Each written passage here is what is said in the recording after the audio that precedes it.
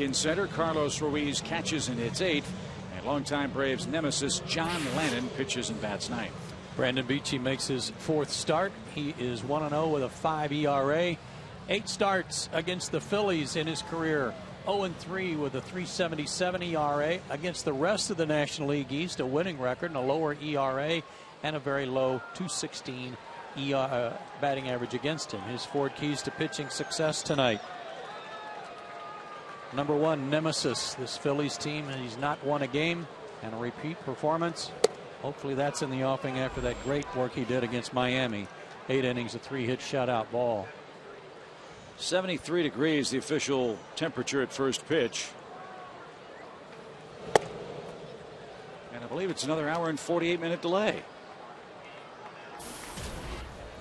How about that? Just the way the series started.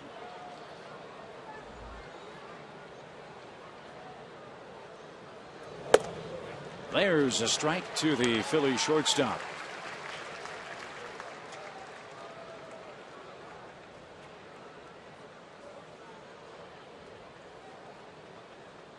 Rollins hitting .252, 5 homers and 34 knocked in. And a ground ball out to second. First chance for Tyler. And he handles the wet baseball cleanly. There's your first out. Different look up the middle for the Braves defensively tonight. Andrelton Simmons gets a night off tonight, but more importantly, Joe, 2 nights off with the scheduled day off for the Braves. Ugla, as you know, on the disabled list, so a chance for Pasternicki and Giannis to work up the middle tonight. Yeah, it's good for Paul to get some at bats too, but I think more important for Andrelton to get some rest. I think he was due that rest and needed it. It's the first start in a major league game for Paul Giannis since last September 12th against Milwaukee. And within a span of a week, he hurt his shoulder and was lost for the year. Here's Michael Young. He takes a strike and the count even.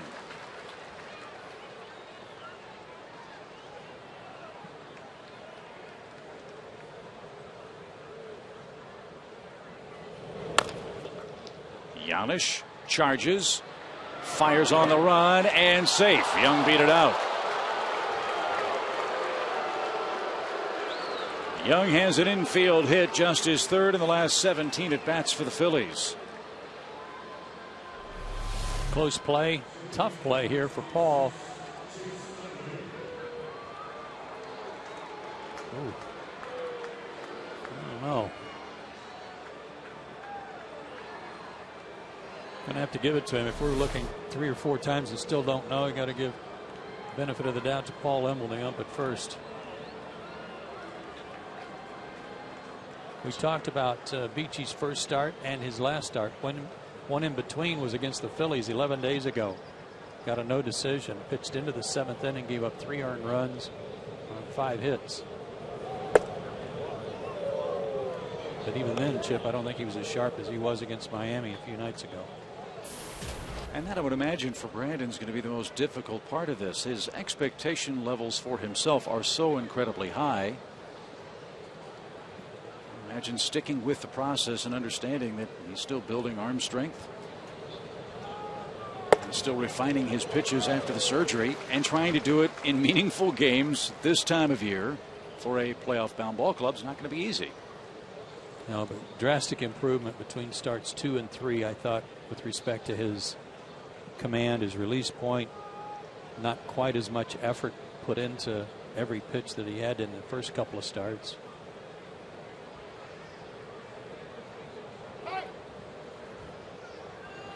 Well, an early test with Chase Utley. He is red hot. .481 batting average over his last 8 games. 13 hits in his last 27 tries.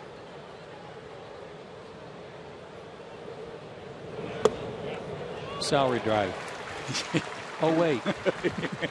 Right. He already got his extension. It's a 2-year guaranteed deal with 3 one-year options. So in all likelihood, Chase Utley will be a Philly for life, and that's somewhat fitting. 1 ball, 2 strikes, and a swing and a miss. Peachy's had good luck against Chase Utley, and that continues in the opening inning tonight. 2 outs. Looked like a slow curveball. And it was. Nice block by Gaddis to keep the runner at first. And really had Chase chasing there. Breaking ball was something Peachy wanted to work on after his last start. Paid dividends here in the first inning. Dominic Brown now hits. And skies one foul to the left. Strike one. In what has been a very disappointing year for the Phillies, you'd have to say Dominic Brown has been a very bright spot with 26 homers.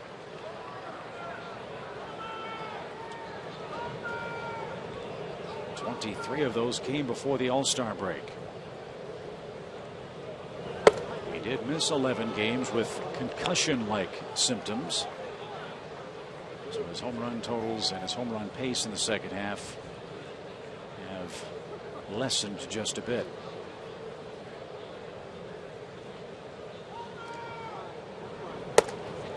Way high from Peachy. 2 balls and a strike.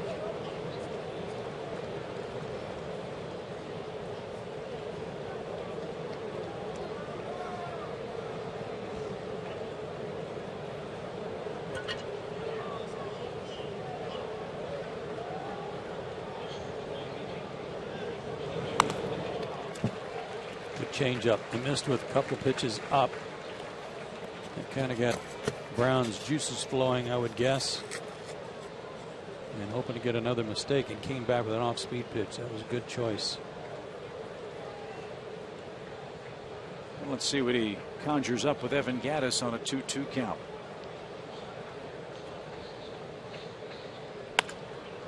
Ground ball deep short. Giannis comes to a sliding stop, and his throw to second will be very late. Paul looked like he was riding a toboggan out there. He came to a sliding stop on his backside and had no play at all to get Young at second base. And he was playing way up the middle too. Double play depth, but tried to cheat over there with their shift on for Dominic Brown and just had too far to go.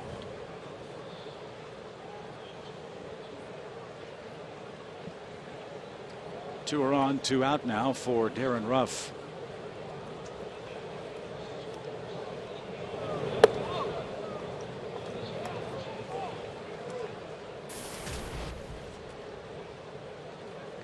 Ruff has 1 hit in the series, and he's been hit twice.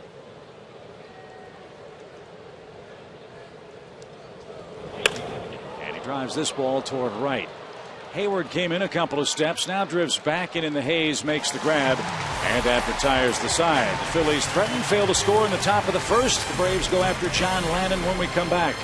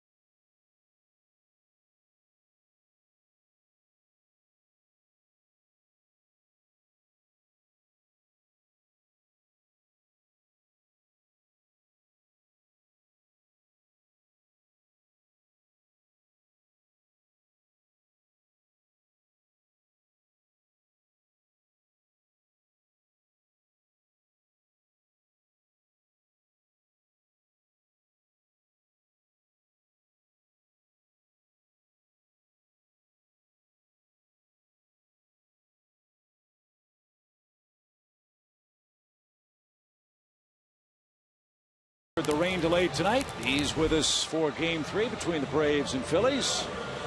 Always great to see President Carter out supporting the Braves here in Atlanta.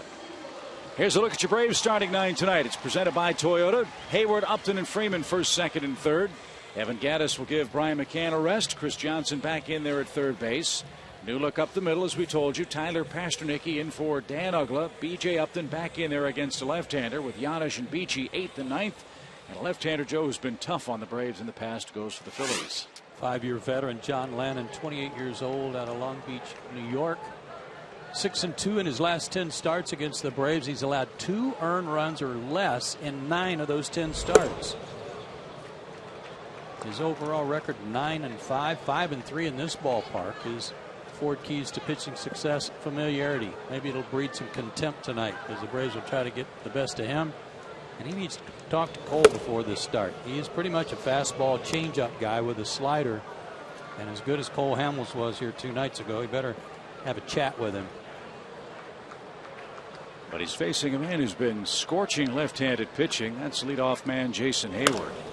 And he jumps all over that pitch and drives it to deep left center field. Mayberry back at the wall. It's gone.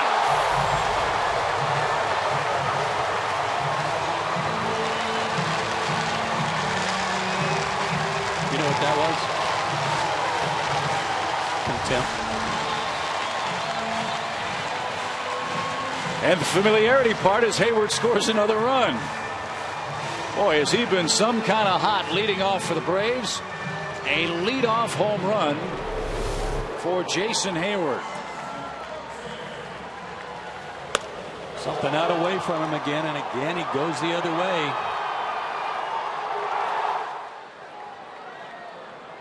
Just really doing a great job of hitting the ball where it's pitched. Number 11.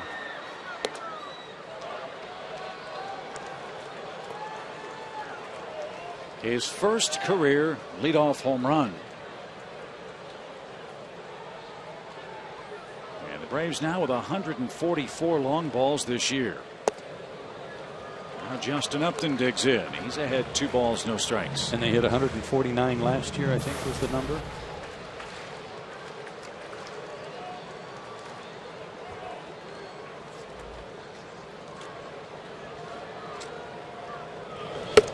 Number off the top of my head. I'll check for you.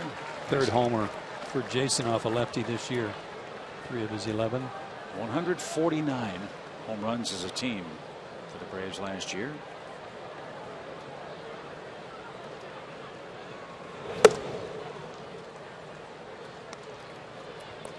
Lannon also pitched against the Braves same day Beachy pitched against the Phillies. He got a no decision. Did not get out of the 5th inning. 4 hits and 2 walks, but he only gave up 2 earned runs. Gave up a home run to this man. And now walked him. Landon gives up the Hayward homer. Now an Upton walk, and Freddie Freeman bats.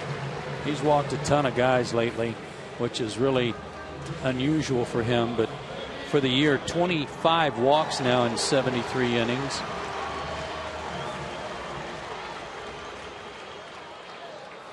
His last 4 starts, a very high ERA that includes a lot of walks.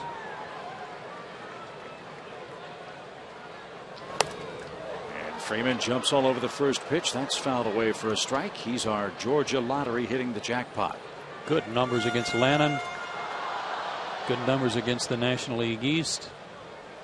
And tied for the most in the major leagues in RBIs at home. He has the most in the National League. So let me ask you this. Chris Davis also at 52. Beg your pardon. When you look at Freeman's year, you see his numbers. We get to see him every day. Where does Freddie Freeman fit in the MVP race among National League players? He's got to be in the talk.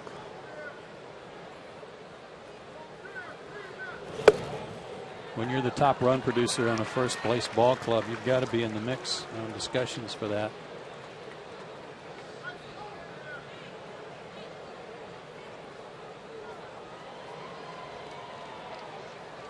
Two balls and a strike.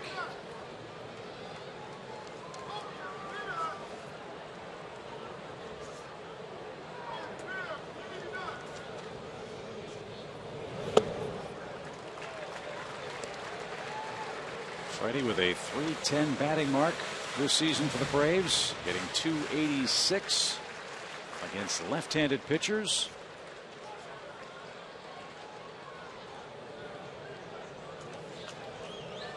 The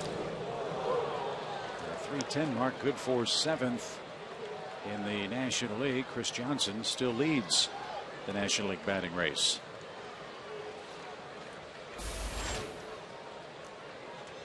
And he's hitting behind that man, Evan Gattis. Freeman hooks one into right. That'll get down in front of Ruff. And 3 straight Braves have reached in the bottom of the first inning. He does that about as well as anybody in our league. And he uses both hands. He's not just kind of waving at it one-handed with the top hand coming off. Kind of has to reach out across the plate and hook it back to right field. You get some top hand on that to get some bat speed going too. The Braves are 19-13 against left-handed starters this year. That's the #1 mark in the National League. And since the All-Star break, as a team coming into this game, they were hitting .279 with the regular lineup, not counting the pitchers. Good work against lefties.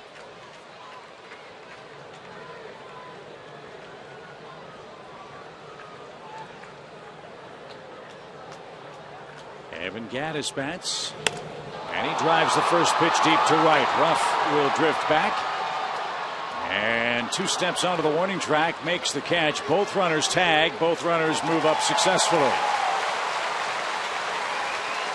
Gattis with a productive out, nearly hit it out of the ballpark on a wet night. 2nd and 3rd, 1 out.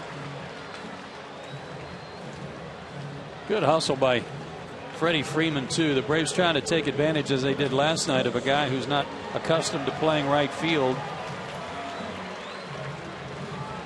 Would have been easy for Freddie just to camp out at first base, but now he's in scoring position too.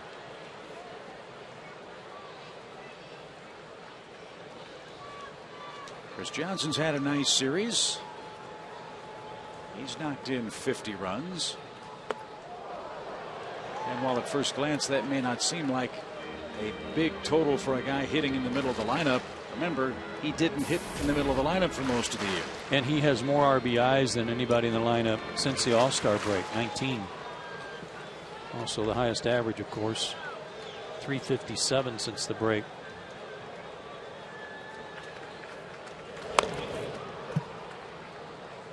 And here's part of Chris's good offensive series. It came last night. He had a good fastball here. Something that was in. Might have even been in off the plate a little bit. Bounced right off the top of the fence. That was off Ethan Martin, the young Phillies starter who suffered his 2nd loss. Chris Medlin picked up the win last night. He's won 4 straight. His mark now 10-10 for the year. So everything trending in the right direction for the Braves now here in the middle of August. Infield's only halfway. It's like they want to cut that run off at the plate, but Charlie Manuel didn't have them all the way in. In between sometimes burns you. Look out.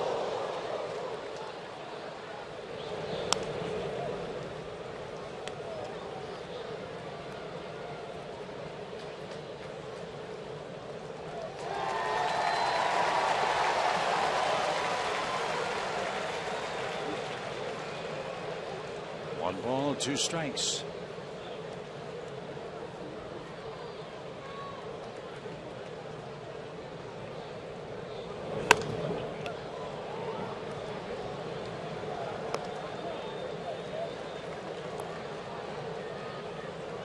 Chris will force him to work now, as he's already doing with these foul balls, trying to make sure he inside outs everything.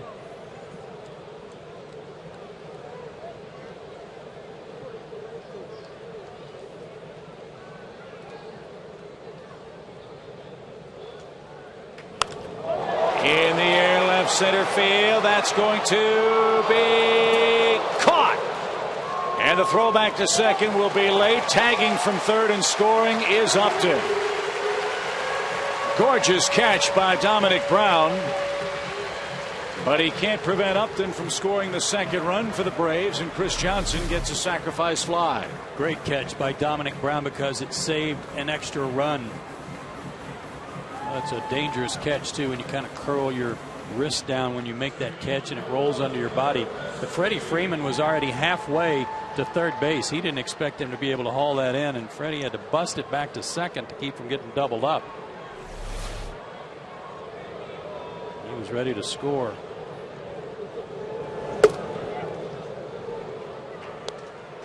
So Tyler Pasternicki will make his second start since Dan Ugla went to the disabled list.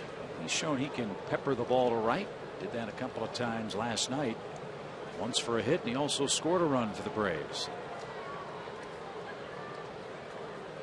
We've said this time and time again about Tyler. He's a good offensive player. The more he works on his defense and the more he improves there, he just makes himself that much better a player. But he can swing the bat. To the right side, Young handles, race to the bag, and Pasternicki won it.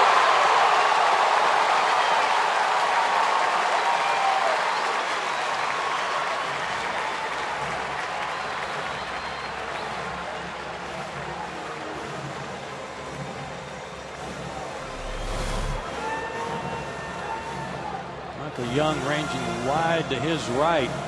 Lannon was late getting off. If Lannon had been real heads up, he'd have just reached to his right and tagged Pasternicki on that foot race. Didn't have the presence of mind to do that, and Tyler's got himself a base hit. The third hit of the inning for the Braves, who enjoy a 2-run lead with B.J. Upton in the box.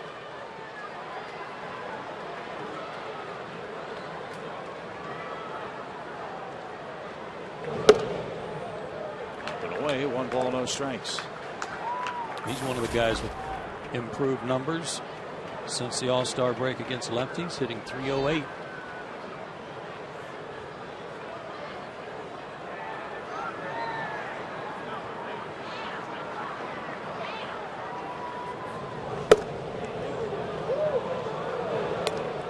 It's a strike.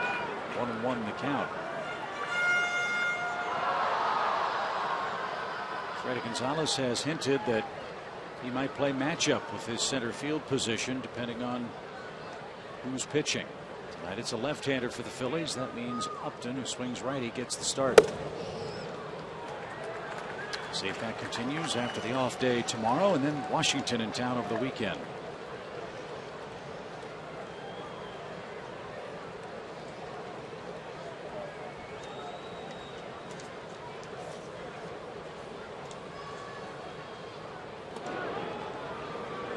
First two pitchers of that Washington series will be right-handed. Taylor Jordan and Steven Strasburg. Gio Gonzalez pitches on Sunday against the Braves.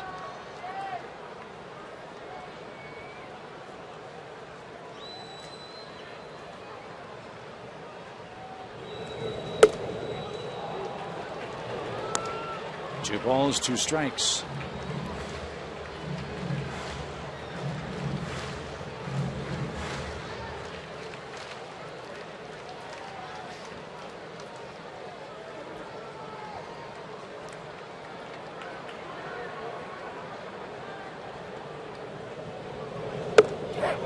Strike 3 called, and that retires the side.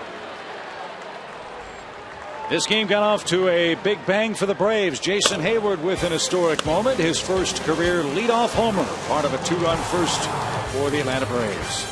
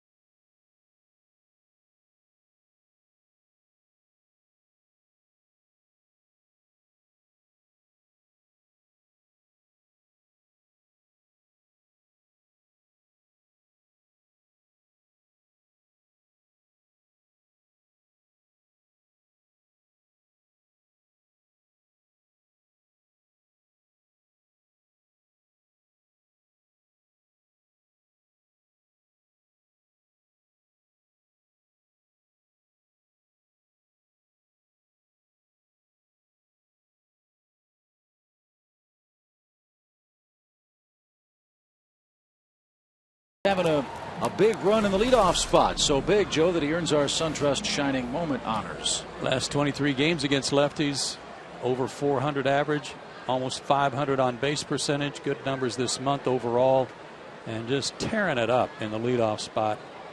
He has really set the tone for the whole ball game tonight with that leadoff homer.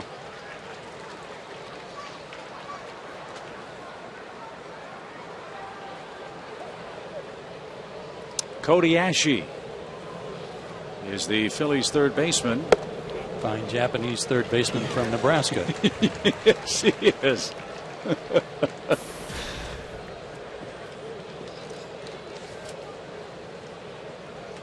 0 for 3 last night, and a shot in the shallow center, and B.J. Upton is there and makes the play for the first out. He's also, though, hit a 3-run homer here in Atlanta. Good-looking young player. Phillies getting an extended look at him in what has turned out to be a real rough year. 53-66 are the Phillies. They've lost 12 of their last 13 games away from Citizens Bank Park, where they head next for 25 of their next 35 games. However, it's not going to be an easy welcome home for Philadelphia. They've got the Dodgers coming to town.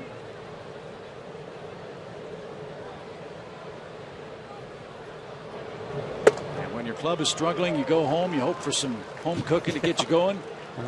They're staring down Zach Greinke, Clayton Kershaw, and Ricky Nolasco in order at the bank vault.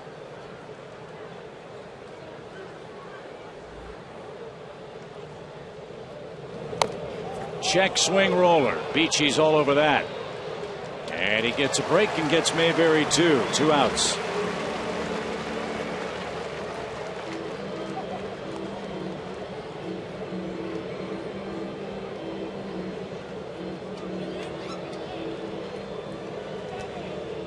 Grape scored early for Brandon in that game against Miami. That, as he said after the game, it really. What is that?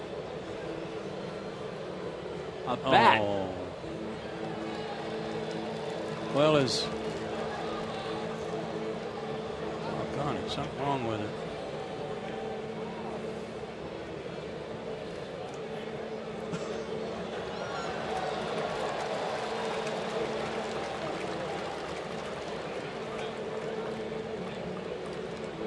That has got to be a big omen for Paul Janich tonight. I would say so.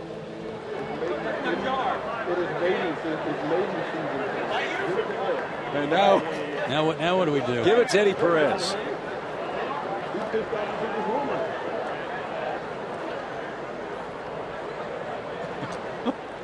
Promise you, there's somebody down at the end of the dugout that said, "Don't bring that thing down here." Yeah. Nope. Bouncing ball to third. Nice play for Chris Johnson. And he makes the play. Dan Uggla's eyes are bothering him, but he saw every bit of that. The Batman, Paul Janich, leads off the second for Atlanta.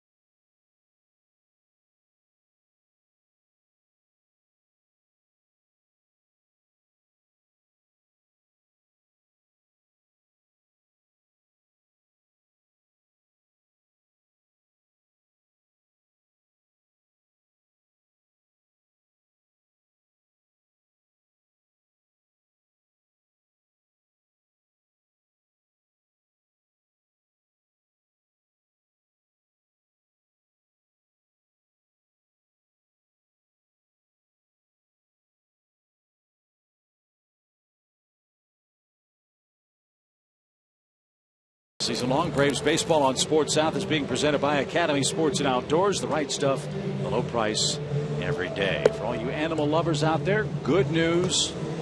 The bat was able to fly away under his or her own power. But not before Paul Janisch provided a little helping glove. Not before some guys in the dugout got a big thrill. And the reason I say it's got to be a good omen for Paul. He's 0 for his last 25. This is his 10th at bat for the Braves this year.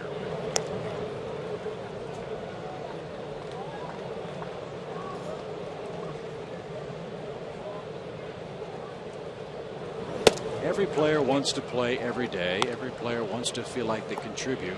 And Paul Janisch certainly no different.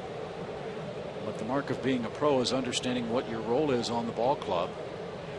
And Paul's has been pinch hit a time or two, come in and play good defense at second base, third base, or shortstop. And he's been terrific in that role. Tonight gets a spot start. He was vital in getting a wild card berth last year after Simmons got hurt. Came in and played great defense. Got some big hits. Real steadying influence defensively. Popped up shallow right. Rough near the line. Slogs his way in the wet turf and makes the catch. And Janisch is retired for the first out of the second inning. That outfield's got to be a little treacherous, doesn't it? As much rain as we've had here the last 3 days. Drains real well here, but that doesn't mean it's not really soggy. Do you guys change shoes on days like this during ball game? As many shoes as they've got stacked up in their lockers these days, you could change every inning and not run out. But certainly you had a pair of mudders that you would break out for nights like this.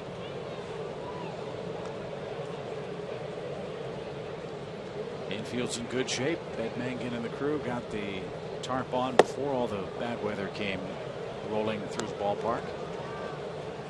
And most of the lines drawn, so infield should be a lot easier to play, you'd think, than the outfield tonight. That's a low to Beachy. 3 balls, no strikes. Started to say about Brandon a minute ago before we went batty that he got a bunch of runs to work with against Miami the other night in his first win. Braves scored 4 in the first. McCann hit another homer in the third to let him cruise. So a little cushion tonight too.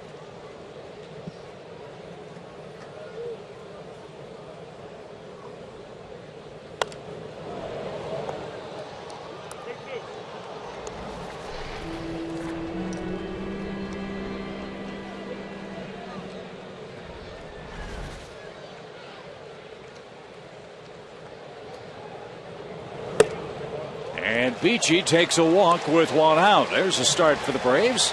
Time for a Fox Sports 1 game break. Let's head out to Julie in Los Angeles.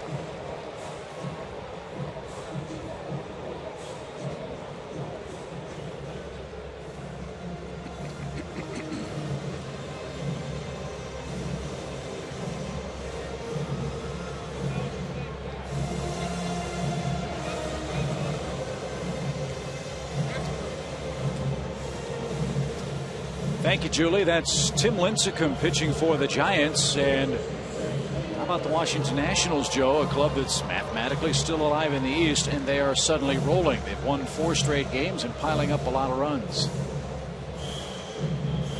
Just beat up on the Giants. Last night they got a break because Madison Bumgarner's start got rain shortened, and then they picked on the Giants bullpen.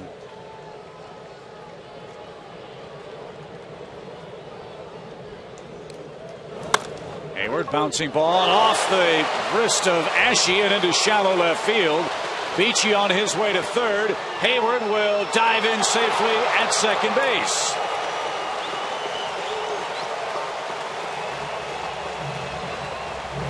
That ball was killed. should be a double. Tough play over there at the hot corner for Ashe. Too hot to handle. Good base running by Brandon Beachy too. And it is a double.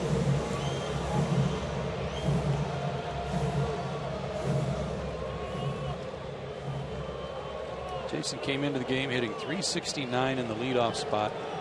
And his spot that he'd been in most of the year, at number 2, he was hitting .226.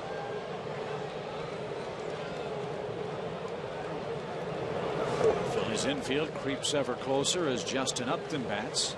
And the count 1 ball, no strikes. Well, that was the one question, one of the questions we had about this Braves lineup. Who would be the leadoff guy? Simmons was the de facto guy.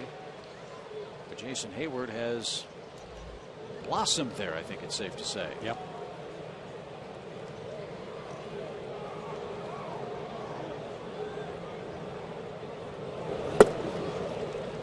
Landon got a quick visit from Rich Doobie after the walk to the pitcher. That's because in his last 4 starts, a lot of his problems have come from walks. I mean, a .337 average says he's given up a lot of hits too, but more walks than strikeouts in those 4 starts. He's behind 2-0 and 2 on here with 1 out. Lane upstairs, 3 balls, no strikes.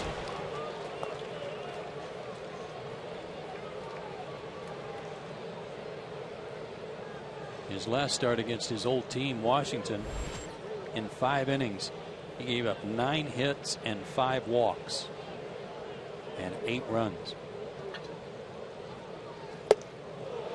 3-0 green light for Upton. And now the count 3-1. Landon trying to restart his big league career. You recall last year the Washington Nationals had a surplus of starting pitching.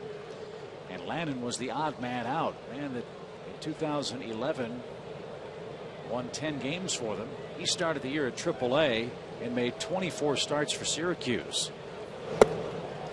He just walked Upton to load the bases.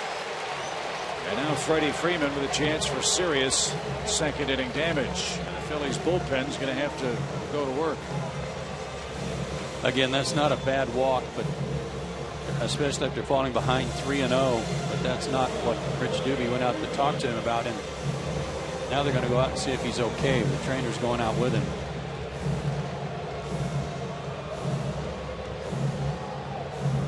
This will buy some more time for the bullpen too. Look on his face is not good.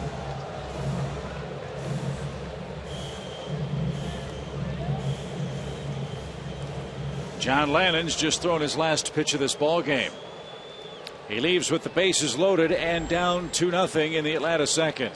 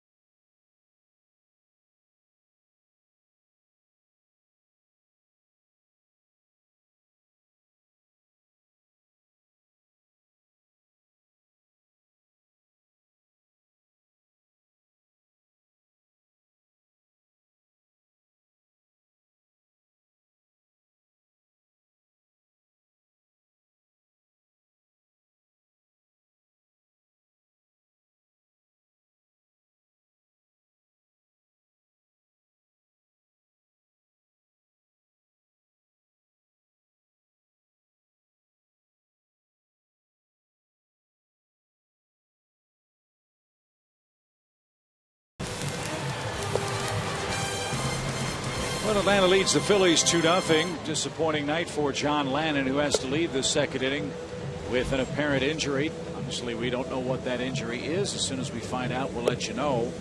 As the Braves continue to batter away with a magic number at 30 now because of this incredible run over the last 22 games. That is our Ram Trucks power stats graphic tonight. Hot streak indeed. 18-4 over that 22-game stretch. They've won 16 out of 18 on the heels, if you include the 14-game winning streak. And now Zach Miner on the pitch, and he's originally an Atlanta Brave property.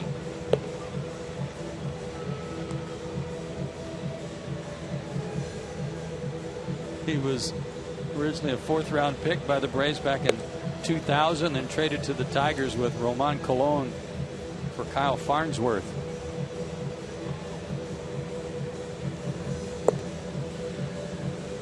From Jupiter, Florida. So he'll have as much time as he needs to get loose.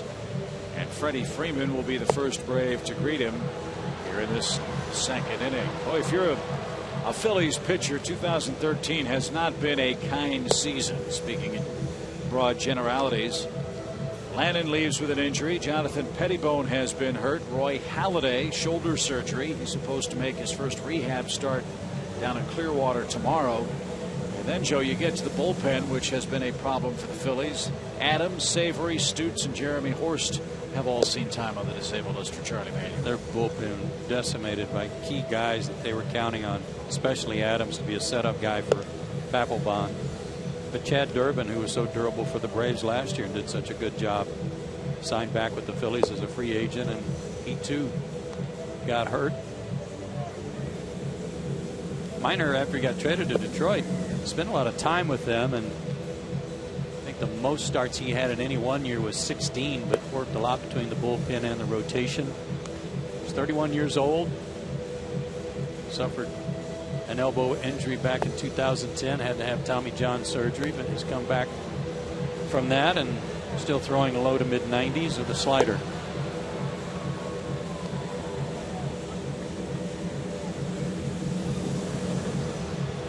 So he'll continue to warm up on a monkey night in Atlanta. An hour and 48-minute rain delay before our first pitch was thrown. And now with 73-degree weather and the mist falling around, Miner hopefully will be nearing the end of his warm-ups. Time for Georgia Power tip number 15. Tim Hudson. Hope you're watching and enjoying the game. Actually, I hope at this point you're still awake. The Georgia Power's Home Energy Improvement Program, customers can get up to a $100 rebate for upgrading from a standard thermostat to a programmable thermostat. To learn more, go to georgiapower.com/home improvements.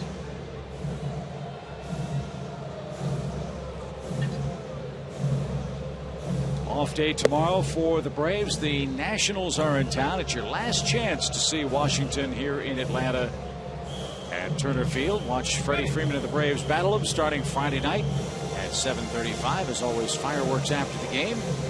Saturday and Sunday afternoon, the big series with the Nats presented by AT&T. Visit Braves.com/tickets or call 800-745-3000 today.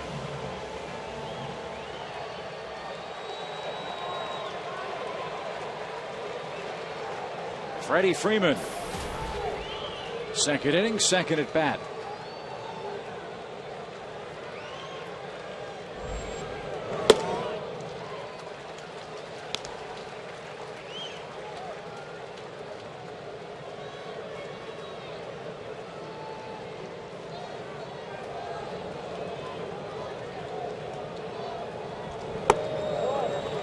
Mentioned all the RBIs for Freeman at home. He's the best hitters with runners in scoring position in baseball.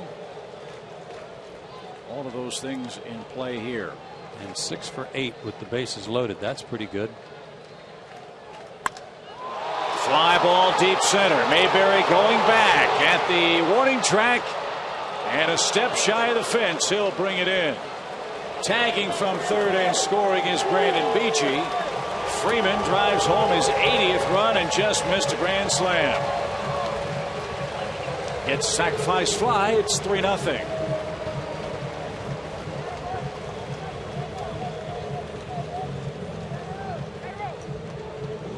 Boy, that close to getting one out of here. Trying to be consoled over there.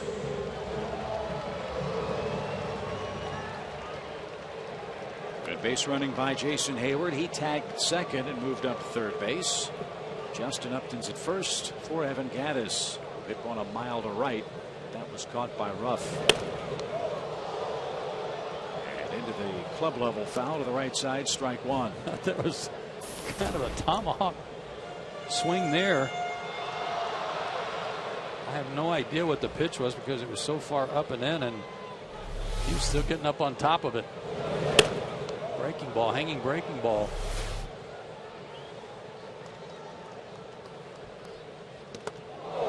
And he gets hit by a pitch that followed him in the right-hand batter's box. So Minor hits Gattis and has to face the league's leading hitter in Chris Johnson. Again, Chris with more RBIs than anybody on the club since the All-Star break. He picked up his 20th in the first inning. 20th since the break, that is. And 10 of his 51 this year have come against the Phillies. So a ton of runs early for Beachy. He scored one of them. He leads 3-0 with 2 outs in the second inning. Up the middle, base hit.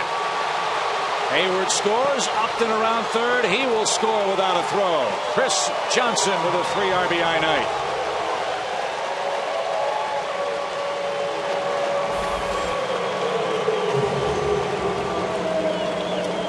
Picked on the first pitch.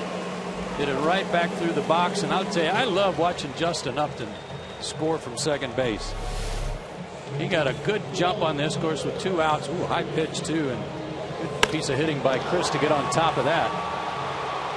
Justin can really cut the corner at third base, and he had a great crossover step and a good jump on that base hit. It was hit sharply.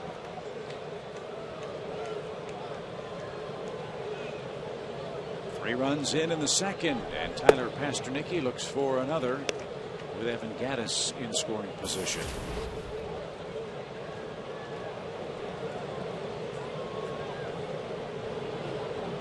Tyler reached on an infield hit. Remember, that was the bouncing ball to Michael Young, and he outran John Lannon to the first base back. Don't know. Maybe that play had something to do with Lannon's discomfort tonight. For he left the game in this second inning.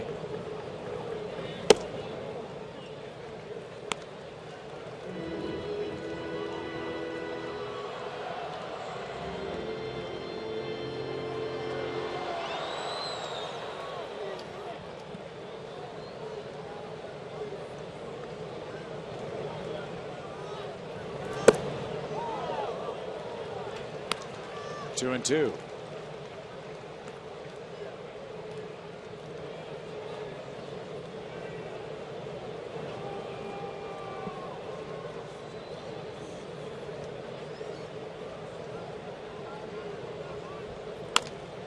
And Minor gets a comebacker, and that takes care of Tyler Pastornicki. Atlanta scores 3 times in the second, and after 2 they enjoy a 5-0 advantage.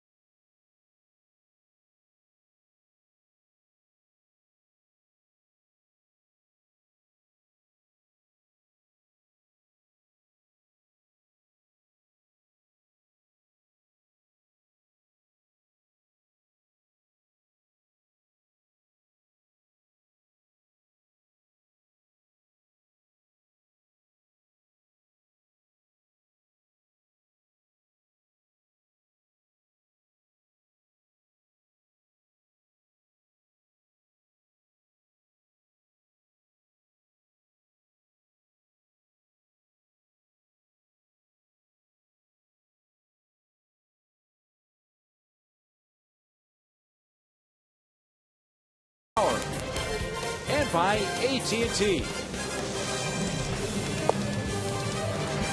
Well, Will Kearney, the Braves bat boy, is our Home Depot tools for the dugout for saving the bat and letting it go free. I talked to him just for a little bit. Obviously, he's very focused on his job. Had a big smile on his face, said that's never happened to him before. And Chip and Joe, Gretchen and I were trying to figure out. So we had a bat tonight, and we had ducks earlier in the season in the outfield. Was that Pittsburgh? I can't remember. For like 4 innings, those ducks were wandering around. That's right. We coined that part of the ballpark the warning quack, if I remember correctly. Yes. I think it was Pittsburgh. Well, way to go, Will. Now, that's not the reason they call those guys bat boys, is it? Sometimes it applies, yes.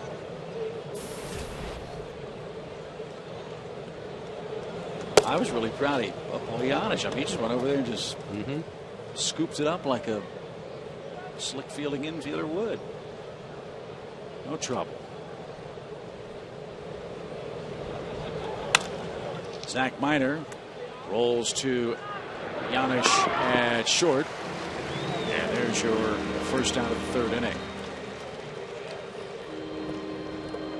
Plenty of room for Brandon Beachy to do his thing again. Be aggressive, throw strikes. Freddie Gonzalez talked about that start against Miami, about how sometimes when a pitcher gets a lot of runs early to work with, it's not that easy to pitch your game, to still be aggressive in the zone and to concentrate on what your task is at hand without just throwing pitch after pitch down the middle. There's also healthy competition amongst these Braves starters too. Rollins pops one up. I'll explain after Pasternicki handles down the right field line, and he and Hayward collide, and Tyler is down. That ball is a fair ball, and Rollins in at second base. Hayward came charging in. Pasternicki kept drifting out. Obviously never heard Jason and got hammered to the turf.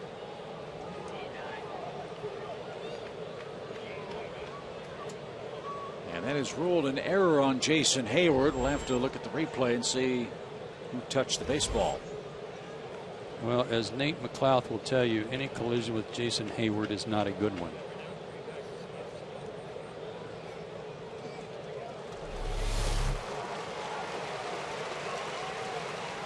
Obviously, Tyler never hurt him. Oh, boy, he got Tyler's knee. Watch Tyler's left knee. As Jason came in and basically clipped him.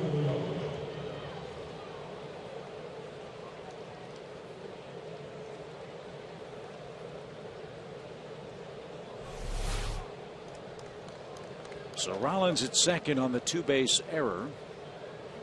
And Michael Young, the Phillies' first baseman, bats for the second time.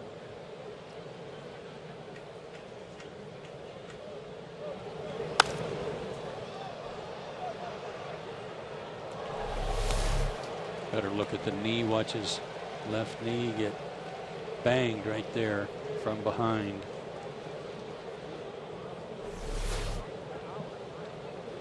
I'm not so sure that's an error. I mean, I guess. Young shoots one toward left, but Upton is there. And back to second goes Jimmy Rollins.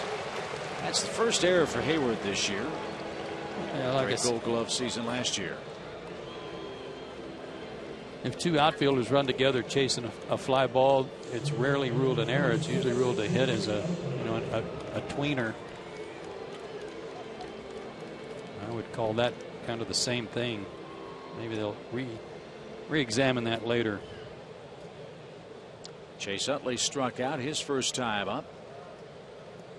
He's been the hottest Phillies hitter.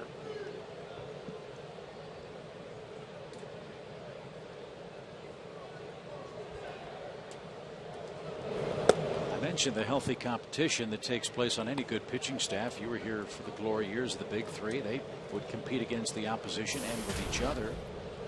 That's, I'm sure, the case for Brandon Beachy too. I think he'd like to garner strong consideration for a rotation spot come playoff time for Atlanta.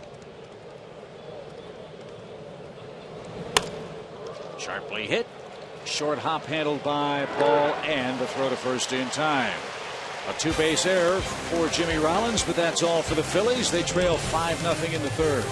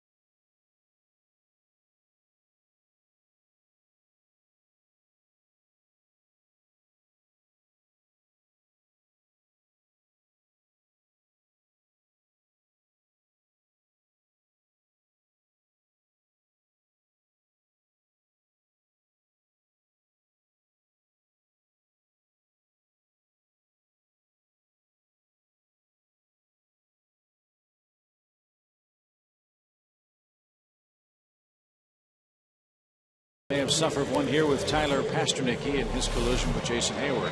Obviously upset, getting a chance to play and knowing he's going to be in there until Dan Uggla comes back. And to have something like that happen in your second game in the third inning, yeah, that was a pretty good lick he took right there. Hope he's okay. We'll update you as soon as we find out about Pasternacky. We did find out about John Lannon's injury. We'll pass that along after the first pitch to B.J. Upton. And that's rolled foul. It was a leg injury for Lannon, his left knee. Perhaps on that play I mentioned at first base with Tyler Pasternacky beating him to the bag.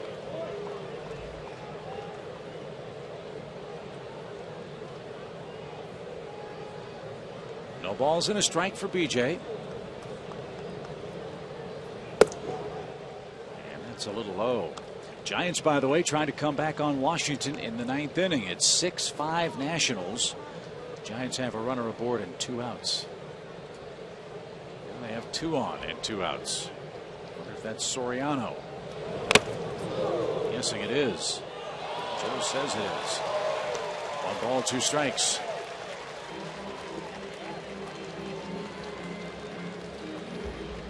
Pretty good wake-up call there from this foul tip for Carlos Ruiz.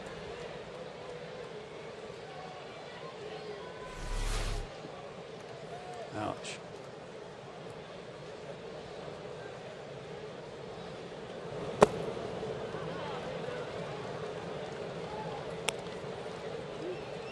I think if that happened to me, I'd call time and go over to the dugout to see if they've got a bigger mask. 2-2.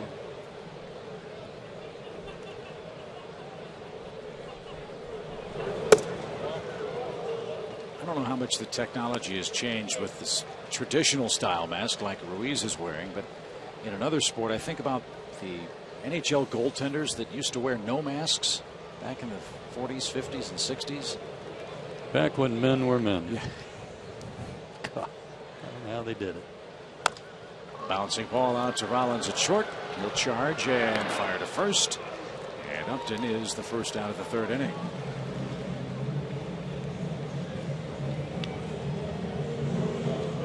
B.J. 0 for his last 13. Paul Janisch 0 0 for 1 tonight. That discussion, I'm sure, about Pasternecki and whether or not Janish's next inning would be to second base, and Simmons going back in. Janish breaks the streak. Right away. Told you the bat would be a good omen. Indeed. Ball breaks out of his 0 for 26. And laughs about it with Derek Pendleton. Fastball. Squared it up. Good for him. Got that monkey off his back.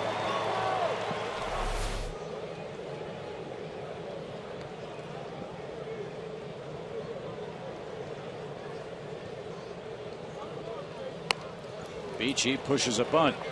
And Young will concede the advance by Janish. Brandon gets the sacrifice down. It's 3-4.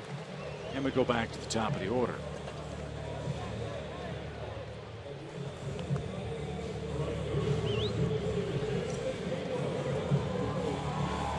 Jason Hayward's having a big night. Big fly in the first. He's halfway to the cycle. Got the big one in the first inning, leading off the ball game, and then he hit one hard his last time up that bounced off Ashe at third base, that he turned into a double.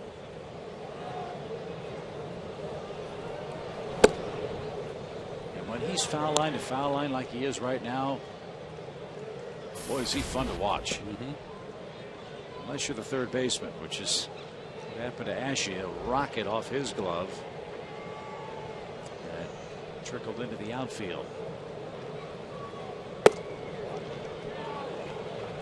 Well, he missed 2-0. He talked about an adjustment he made in his stance several weeks ago, and I said it looked like he was holding his hands a little lower, and Greg Walker said no, actually he's just standing a little taller. We're trying to get him out of that deep crouch.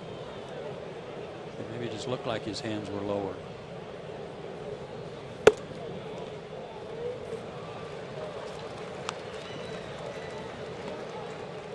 That man, along with Scott Fletcher, are tireless workers. I mean,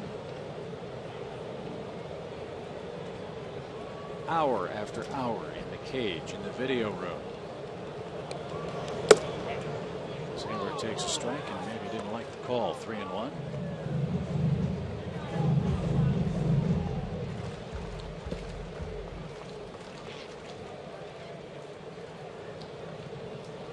Simmons moving around in the dugout. Probably see him at short next inning. High pop. Can anybody get there for the Phillies? The answer is yes. Brown is there, and that retires the side. We head to the fourth. All Atlanta tonight. They beat the Phillies 5-zip.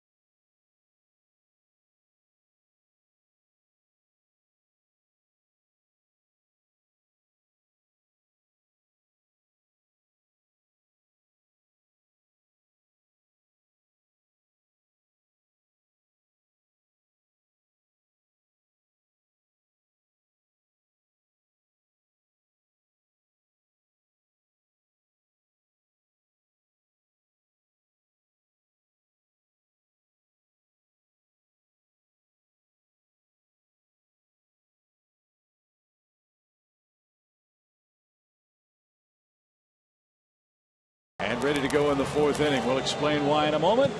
But fans, get ready for Fox Sports 1, America's new 24-hour sports network. Fox Sports 1 will be your home for great live sports, all the news and highlights you want, and shows and specials that only Fox can bring you. America's new sports network is Fox Sports 1. It's coming in 3. Count them, 3 days.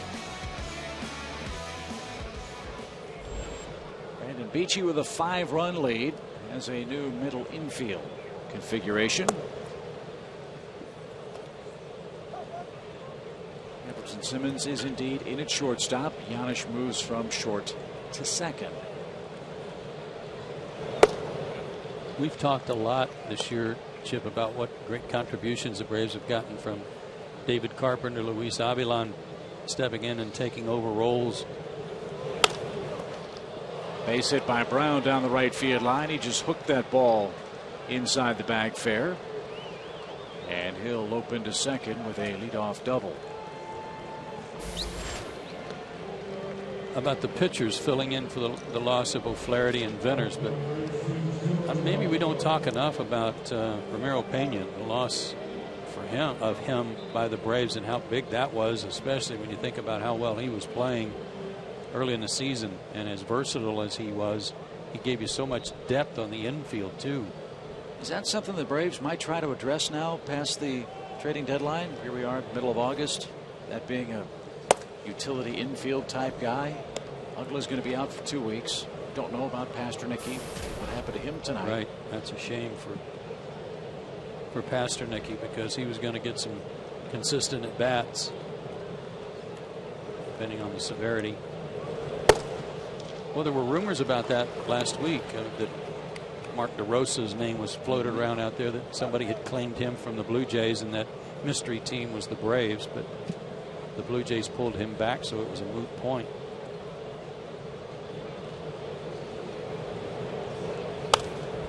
The sports columnists here in Atlanta floated the name of Michael Young, who's in town with the Phillies, a guy that can play the corner spots.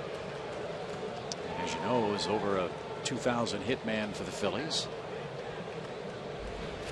And another guy that might have been attractive is a man that Freddie Gonzalez knew awfully well, Emilio Bonifacio. He got traded today.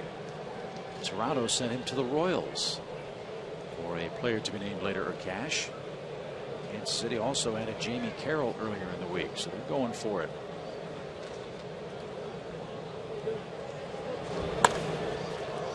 Ruff drives one a mile down the left field line, foul and out of play.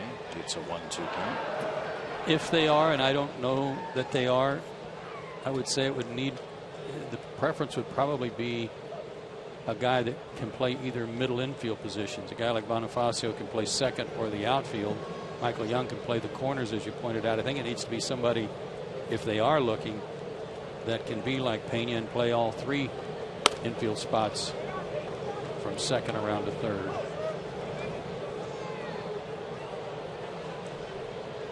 And there's going to be some games as we get down into late August and early September where Chris Johnson's going to need a day off. He can't play every inning of every day.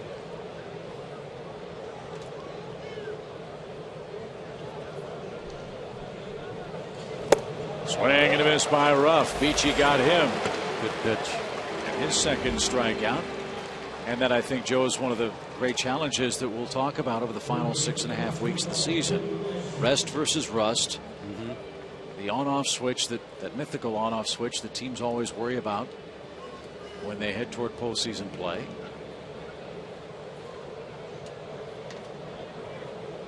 The Braves with a big 14-game lead in the East also have a race to worry about with the Pirates. So there's no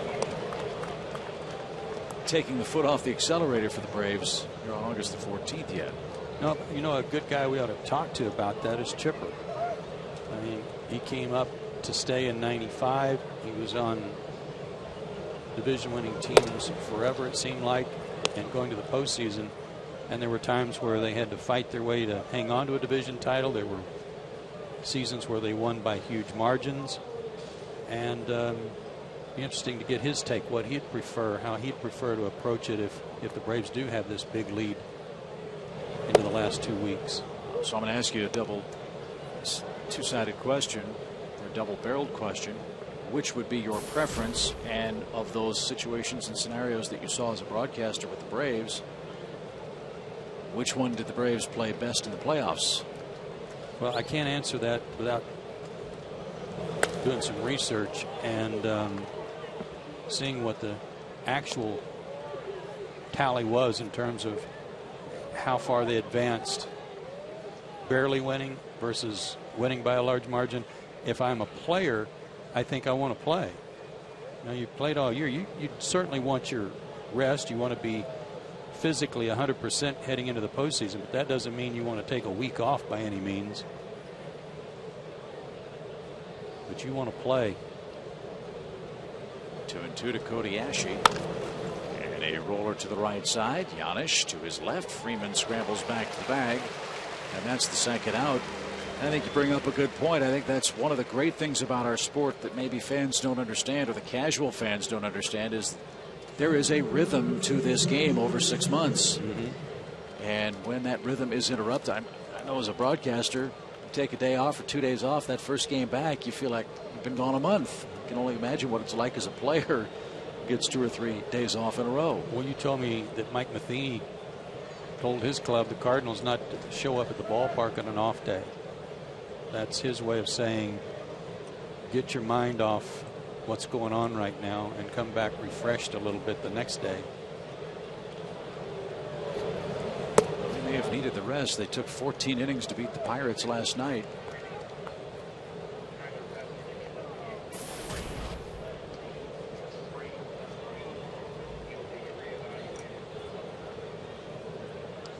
One ball, no strikes for John Mayberry. Last report in St. Louis, the Cardinals were losing to the Pirates. That's 5-0. So Braves and Pirates neck and neck for the top record in the National League. And keep an eye on the Dodgers. They're creeping closer too. LA is 3.5 games behind the Braves for that honor.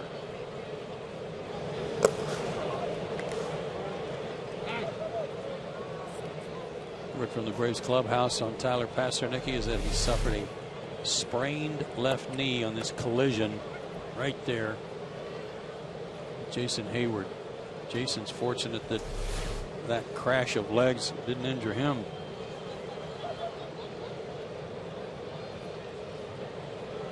He had a lot more momentum built up. He's a lot bigger guy than Tyler. Good change. Uh-oh. Get off the field, security guard. Not yet. 2-2 the count, 2 out. Somebody tell the security guard.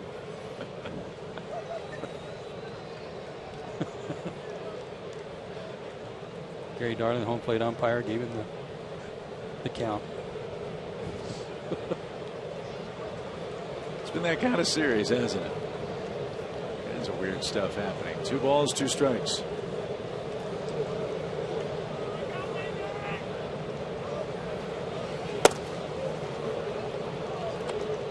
Game started with Brandon throwing 89-90.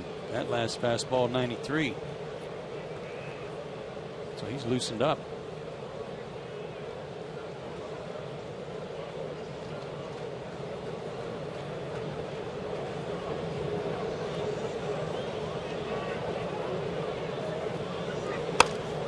Squibbed out towards second. Giannis has it. And the peg to first in time to retire the side. Dominic Brown doubled to lead off the 4th. He's left stranded.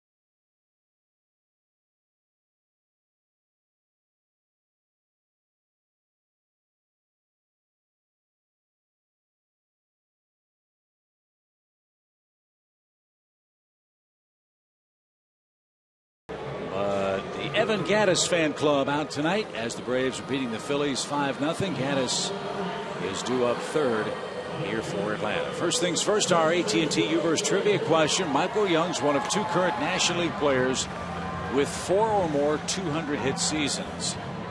Name the other current National Leaguer with 4 or more years with 200 or better hits. Wow. National League guy. I would have fired out Ichiro in a hurry, but it's a National League guy.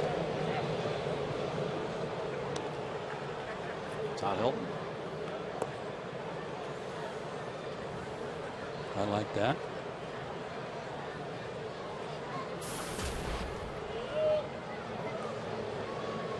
Justin Upton, 2 walks, 2 runs as he faces Zach Miner, who came on in relief of John Lannon, who left with injury.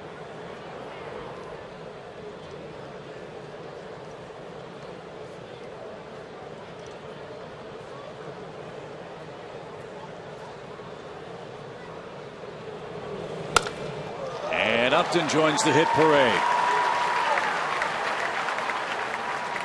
Leadoff single in the Braves' 4th.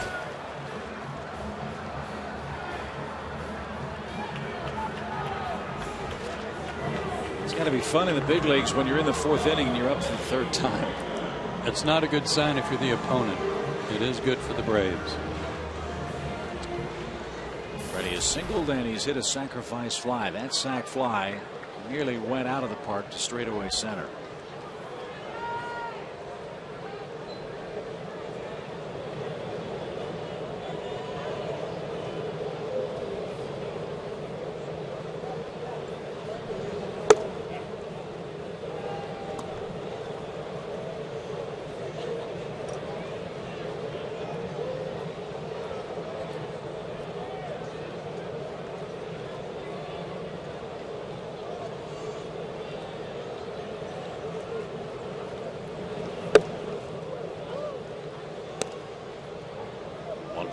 Strike.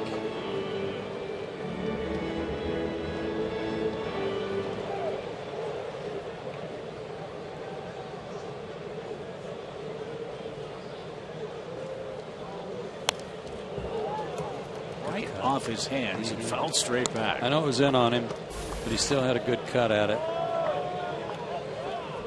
Couldn't quite get his hands in enough to get the barrel there.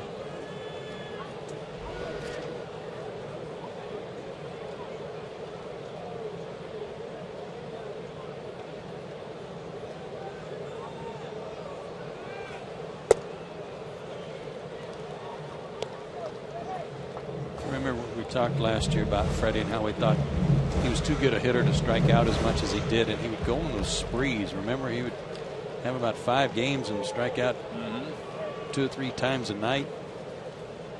He is not doing that this year. And he's cut down on his whiffs too.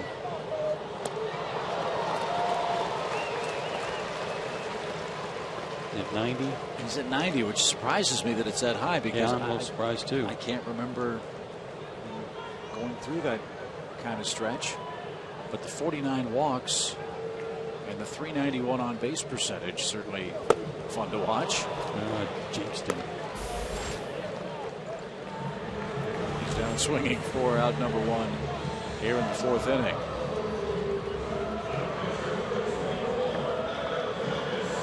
Here's Gaddis. He's flied out and he's been hit by a pitch.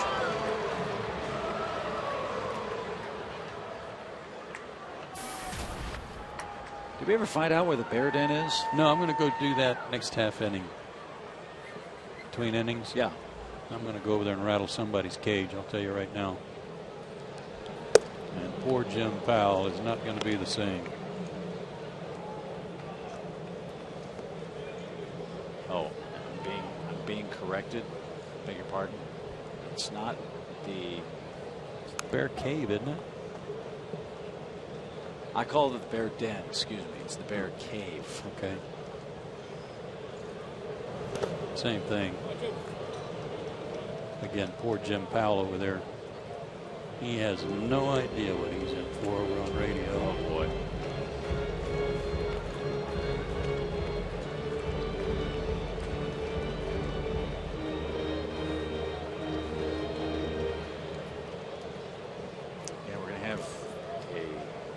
special day for the Evan Gattis fans here.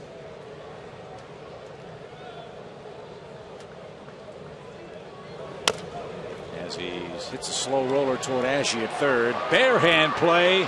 Shades of Chipper Jones. Nice play to retire Gattis, who's out number 2. Had a chance for a swing and bunt hit there. He doesn't get many of those. Good play by Ashe.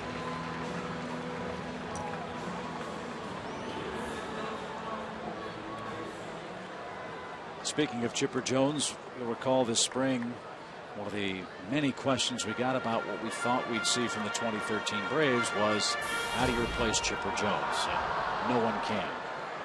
But the way that Chris Johnson and Juan Francisco swung the bat all spring, and the way those two came out of the gate offensively, and frankly defensively too, all those questions seemingly evaporated. And with good reason. When you lead the league in hitting, it's that's how you replace a Hall of Fame player. Not just that, and that was a lot. That concern was a lot. But with the trade of including Martin Prado in that deal to Arizona, you haven't heard a lot of people saying, "Boy, I wish we had Martin back." I mean, that's no knock on Martin, because we all loved him and certainly wish he was still here. But because of the way Chris has played, there hasn't been a lot of railing about Martin being included in that deal because Chris has played so well. And Ramiro Pena, who you mentioned earlier, he had a bunch of big hits for the Braves. And that big homer against the Nationals that sailed into their bullpen in the early series up north. It kind of set the tone for the way the two teams have met so far this year.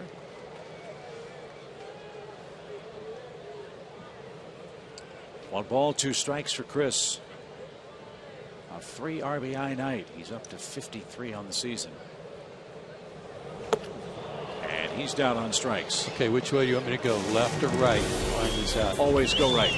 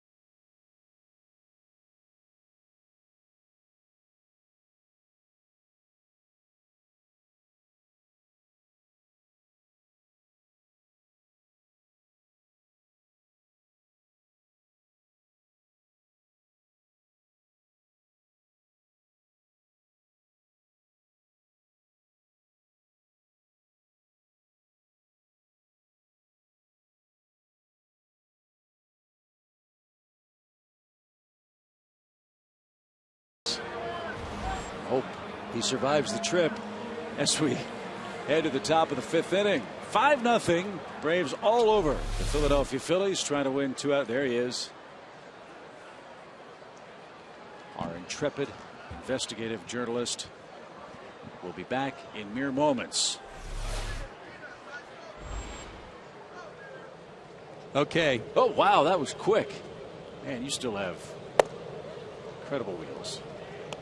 I asked the crack PR department, and they pointed to the outfield. They gave me one of these. It's out there.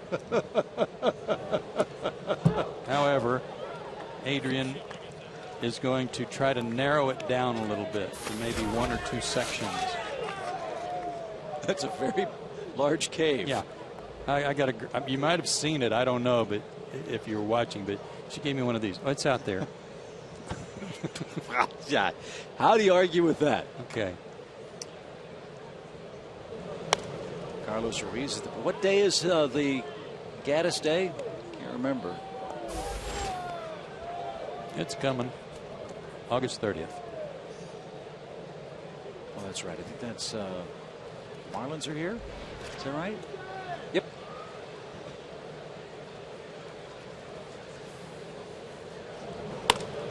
That's well hit to right. Hayward's going to track it down, though, and he does. That's out number 1. Now, I think, yeah, fans get the outfield seat. They get the Oso Blanco T-shirt, and they get a foam bear claw. When I first read the promo, I got really excited. I thought it was a pastry. Oh, wait a minute. And Elizabeth. Oh, well, here, you do this. There she is. Oh, here. I got hands like a sturgeon. Here you go. The bear claw. There you go. And the T-shirt. Oh, I like the T-shirt. So it's a package deal. August 30th. You get the ticket to sit out in the bear cave, not the bear den. And we'll have that bear cave narrowed down for you, I think, hopefully by the end of the game. Yeah, you're going to be very busy. That's if my it's mission. the entire outfield. That's my mission. As Joe stole my claw. That can be remedied.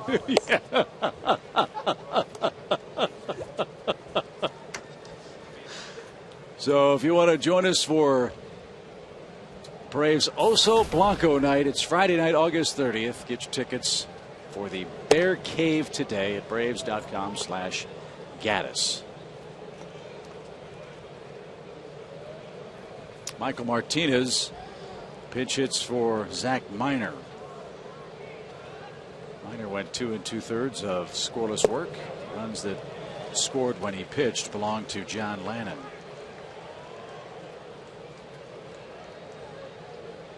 Three hits, no runs, a hit batter, 2 strikeouts. Woo. Martinez is struck out. 3rd strikeout for PHI. He set down 5 in a row. Went upstairs to get him, too.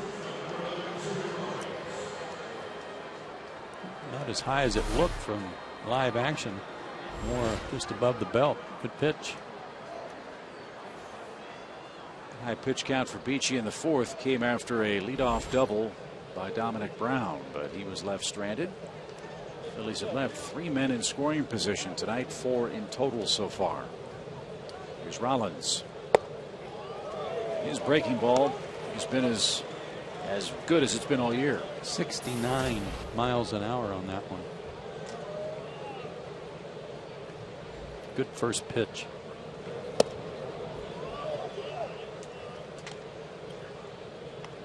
Talked about El Oso Blanco night and the Bear Cave. Got a birthday greeting to send out today to our Delta rep, Mac Honey. To center, Upton's there. I didn't know that you're still allowed to work for the airlines at age 84, but happy birthday to Mac.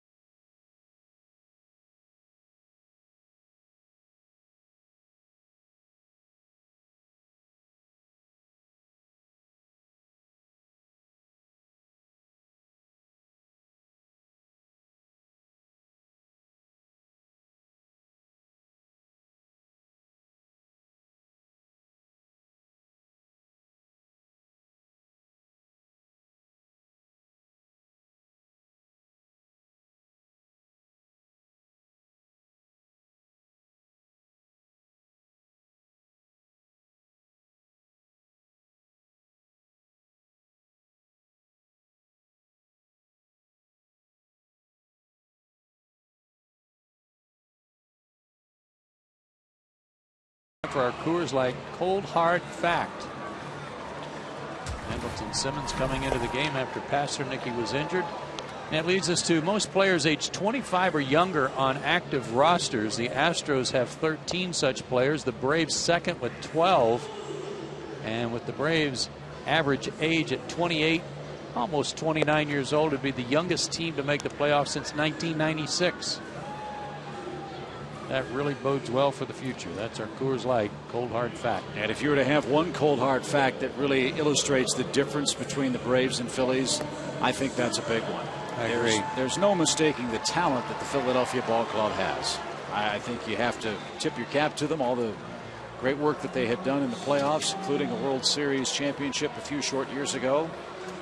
But the Phillies are a very expensive, very experienced, that's a kind way of putting it, major league team, and a lot of their principal players have gotten hurt, and you're seeing what happened. Conversely, the Braves are very talented and very young. And you're right, the future indeed looks bright. Andrelton Simmons, his first at bat of the night.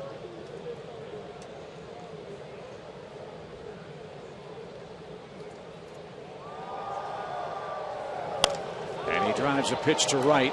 Ruff is there. And he makes the play for out number one. So first look at Cesar Jimenez. Only his third game since he got called up. You saw his numbers a moment ago. Gave you the stat earlier in the series of the 25 players on this current Philadelphia roster. 10 of them spent some time at AAA this year. So you are seeing many of the Lehigh Valley Iron Pigs. That's the name of their AAA affiliate. And every member of their bullpen, as it's currently constructed, has also pitched at AAA this year, with the exception of their closer, Jonathan Papelbon.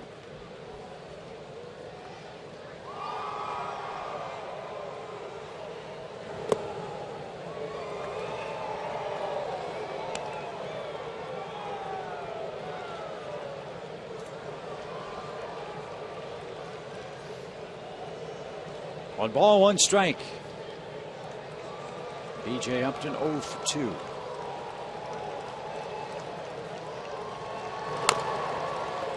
Toward third, Ashe even with the bag and throws low, but Young dug it out, and that's the second out of the inning.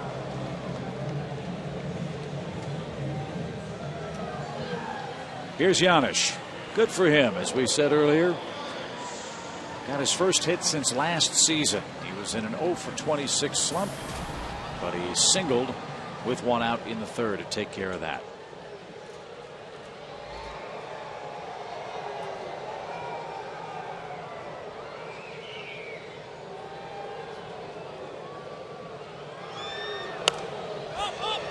Popped up right side. Young near the Braves dugout railing is going to have room.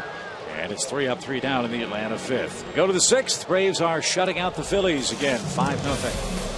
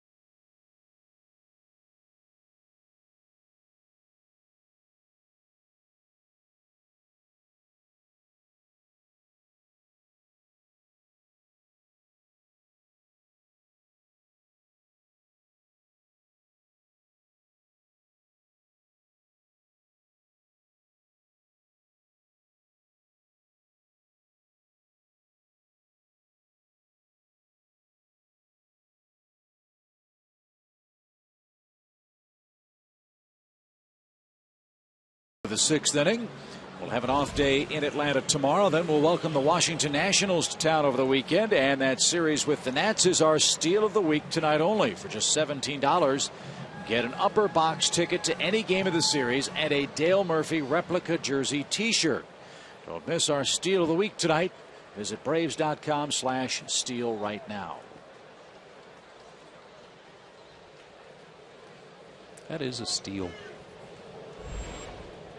Braves are making some good offers here late in the year. At that Waffle House.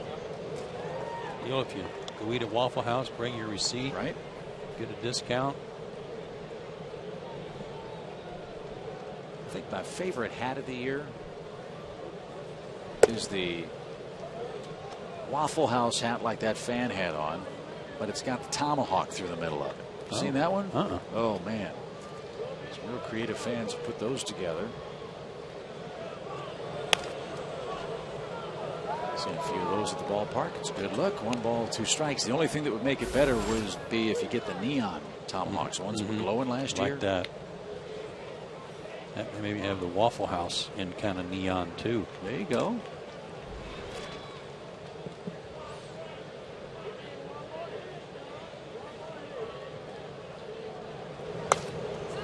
By the way, we got word from the PR department. You know, those people really get moving when you hold their feet to the fire a little bit. They get cracking. Get an angry Oklahoma and ask him questions. Chop, chop, right? Just wanted to know where the bear cave was going to be. Young with a base hit. That's the 4th Phillies hit of the game. And his 2nd of the night. He's not had a good run of late, but a good night for Michael Young. So we understand it's in the 200 level above the walkway in left field in the outfield. What we commonly refer to as the terrace level.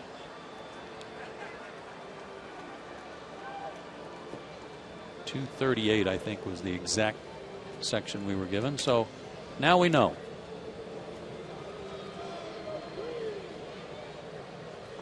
That looked like a bear cave.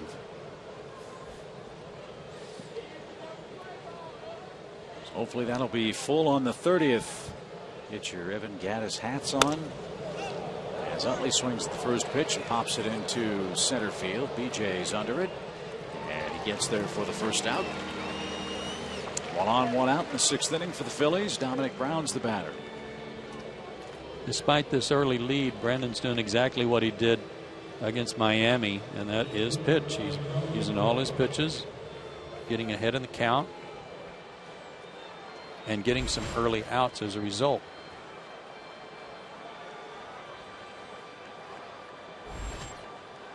Another good night for Beachy, who's trying to beat the Phillies for the first time ever. I think we mentioned this the last time Brandon pitched against them. It seems like yesterday that he came up from the Instructional League at Citizens Bank Park and pitched in that September game with so much on the line for the Braves. Jair Jurgens got hurt. Braves were desperate for a starter, and Beachy was the guy that was on turn while pitching down in Orlando and pitched exceptionally good ball. Yeah, I don't think he finished the 5th inning. I want to say he pitched like 4+. But the really outstanding thing was that we'd heard his name because it's so unique. Brown rips one to deep right, and that one's not going to come back. Dominic Brown's 27th homer spoils the shutout bid, and the Phillies played a pair of runs in the 6th inning. It's now 5-2. And make a game of it. But I was saying that his name wasn't real high on the radar of guys that were about to be called up or imminent call-ups.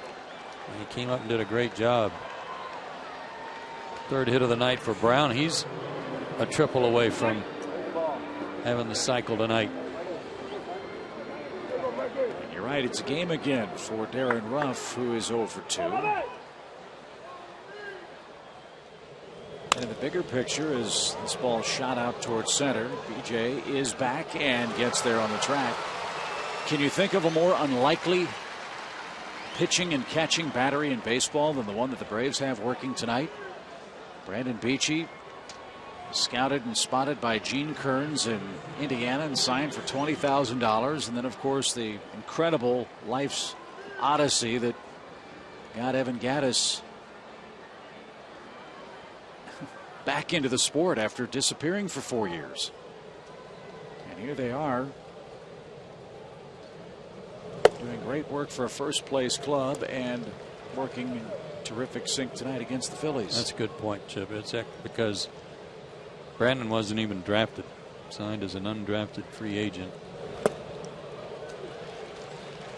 That's quite a pair.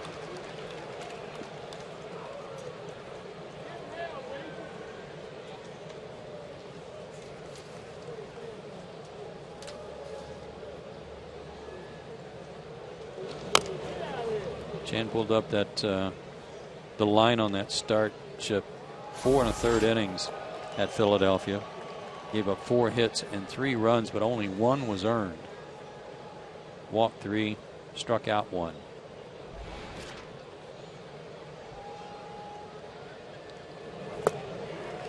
Pitched with a great deal of poise then, and is pitching with a great deal of poise tonight. Dominic Brown has hit a 2-run homer, but the Braves still lead 5-2 in the 6th.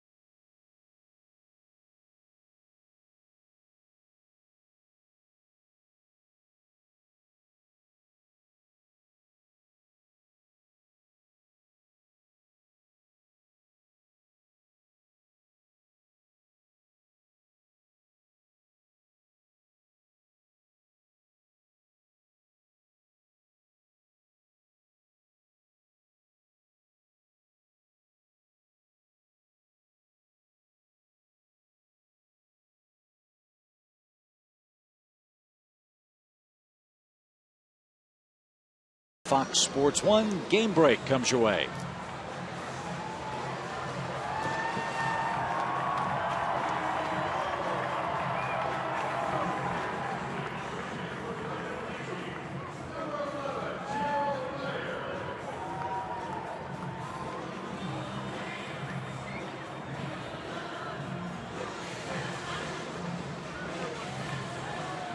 Thank you, Julie. The night is over for Brandon Beachy. He was scheduled to hit leading off the 6th inning, but he'll give way to Gerald Laird,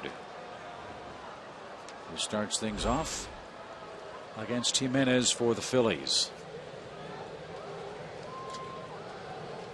See if Atlanta can get get both of those runs back, I should say. Came on Dominic Brown's home run a moment ago.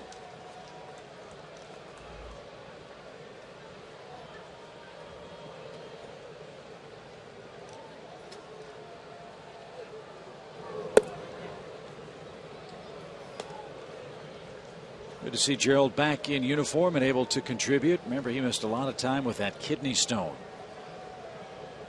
Doctors had to go in and actually physically remove it. He stung the ball a couple of times since reappearing. Once for an out, now once for a hit. Good start for the Braves in the 6th. Yeah, he almost hit one out of here last night.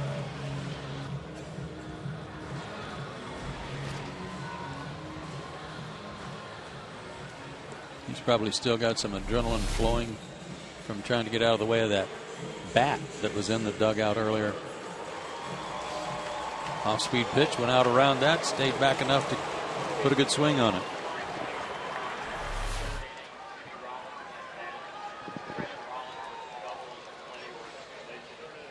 Here's Hayward.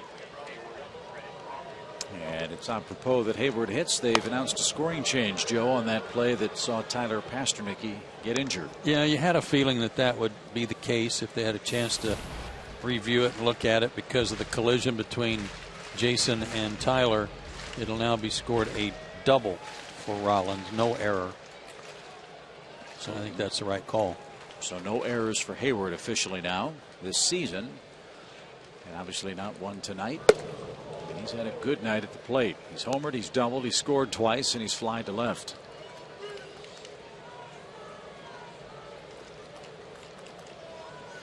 Be nice to get those runs back right here.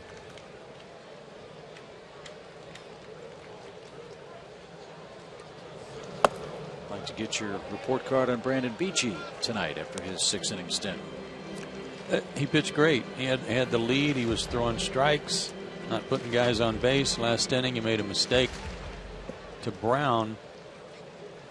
And while he had some fastballs in the top of this inning in 92, 93 range, the home run ball was on an 89 fastball. Jason pops out to Michael Young in foul ground. 1 on, 1 out. Like Joe was last 2 starts for Beachy, covering 14 innings, only 1 walk. For a guy coming back from Tommy John surgery, oftentimes the control is the last thing that comes. Looks like he's had excellent command of his pitches and better breaking stuff tonight. And remember, 8 shutout innings against Miami. He had 5 shutout innings tonight, working into the 6th on that before the home run. And he only threw 81 pitches. That's good too. So his next start, if the Braves stay on turn, will be against the Mets. And then after that series, a real good problem for Paul Maholm is nearing a return, we understand. He may have to pitch. He pitched a simulated game here the other day, if he's going to make a rehab start or not. But the Braves are talking about having him face the Cardinals in St. Louis.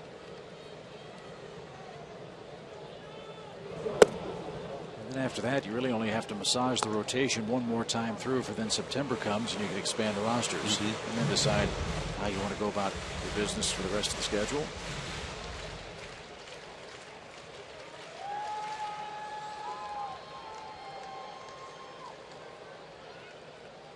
Two balls, no strikes for Justin Upton. He's singled, walked twice, and scored twice.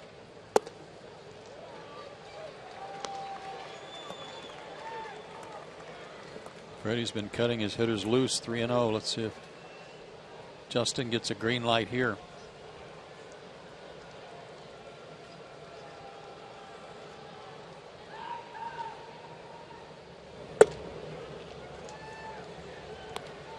Taken all the way.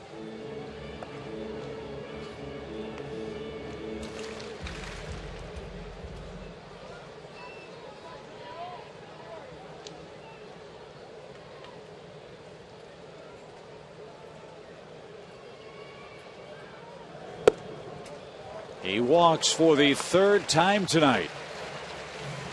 Braves runners are at first and second with 1 out.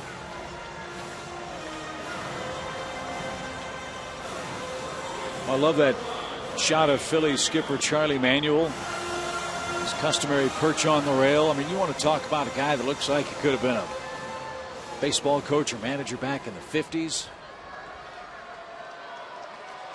How about the hat?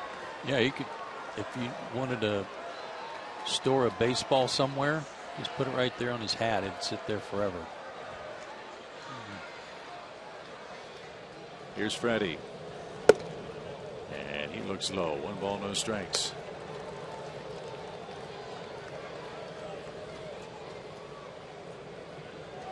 Good man, good manager. Is he fun to play with? Oh, he was hilarious. He's always singing.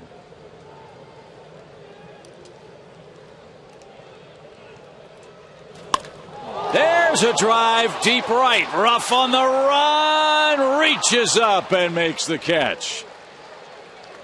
I thought Freddie killed that ball. He did too. That ball had a lot of top spin. And it was hit to one of the deepest parts of the ballpark right there in front of the Braves bullpen. But when it got to its apex, it really started coming down in a hurry.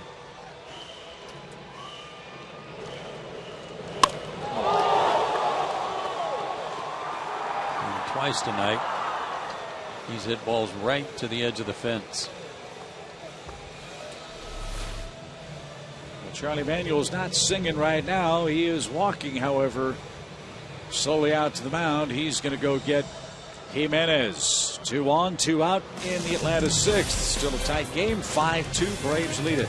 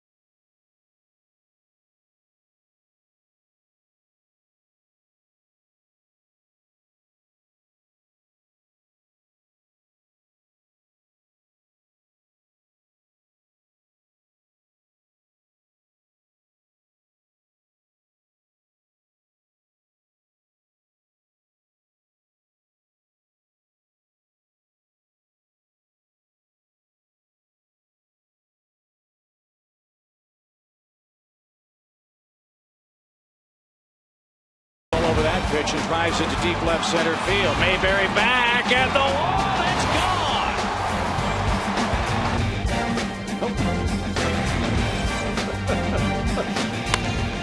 Giannis breaks the streak.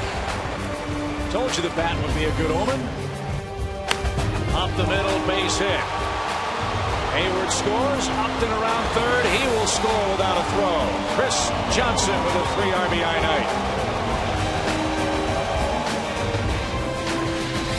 Forget about the work turned in by starter Brandon Beachy. Joe, that's part of tonight's Jaguar game summary. No walks, 4 strikeouts. Gave up the 2 runs last inning, or the top of this inning. Jason Hayward with a big night early. Chris Johnson followed him with 3 RBIs after Jason got the team going with that home run leading off the game. And Dominic Brown's been all the offense for Philly tonight. 3 hits. He's now 5 for 6 in his career off Brandon Beachy. A single, a double, and a homer tonight for Brown. This is Luis Garcia. He'll face Evan Gattis with 2 on and 2 out. Gattis 0 for 2 and has been hit by a pitch. This guy can rush it up there. 95, 96.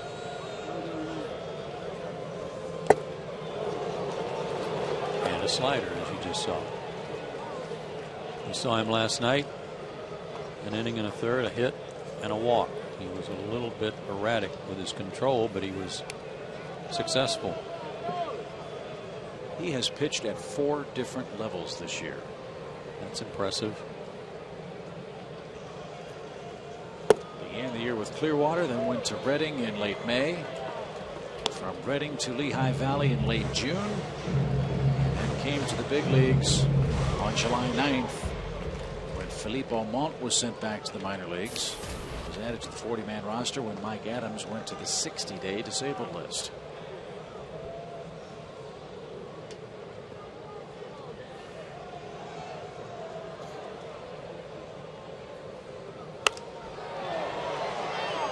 Out front, fouled it away. 1 ball, 2 strikes.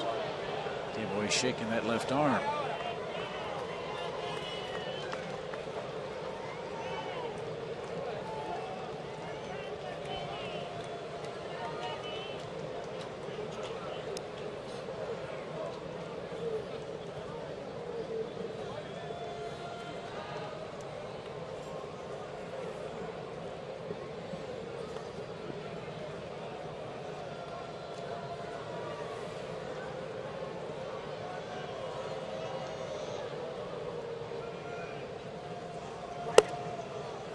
There's that good fastball, but it missed high. 97 miles an hour. Said last night he was kind of conveniently wild. It's hard to dig in on him.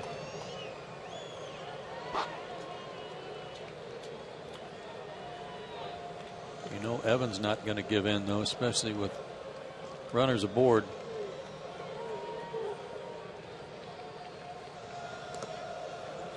Nice stop. Right, Ruiz, real good stop. Full count. Runners will move with 2 outs. But first, Ruiz will have a chat. Washington, by the way, did hold off the Giants tonight. They won 6-5. That's 5 straight victories for Davey Johnson's club. Arizona got a big win at home today. They beat Baltimore. That's 5-4. Arizona trying to stay relevant in the wild card chase. Mets now 4-0 over the Dodgers. That's in the 3rd inning. The Pirates beat St. Louis.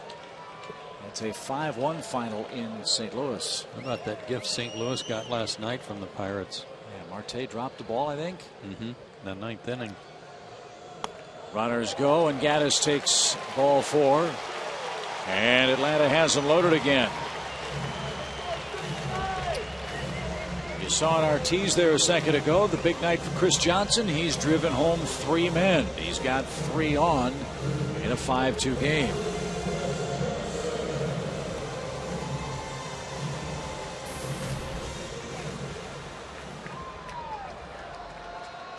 Chris has 12 RBIs this year against the Phillies. Beware the first pitch, Mr. Garcia.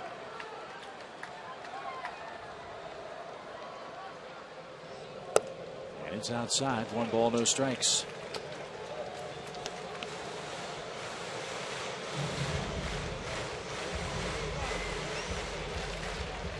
Johnson has 40 multi-hit games. A hit here would give him number 41.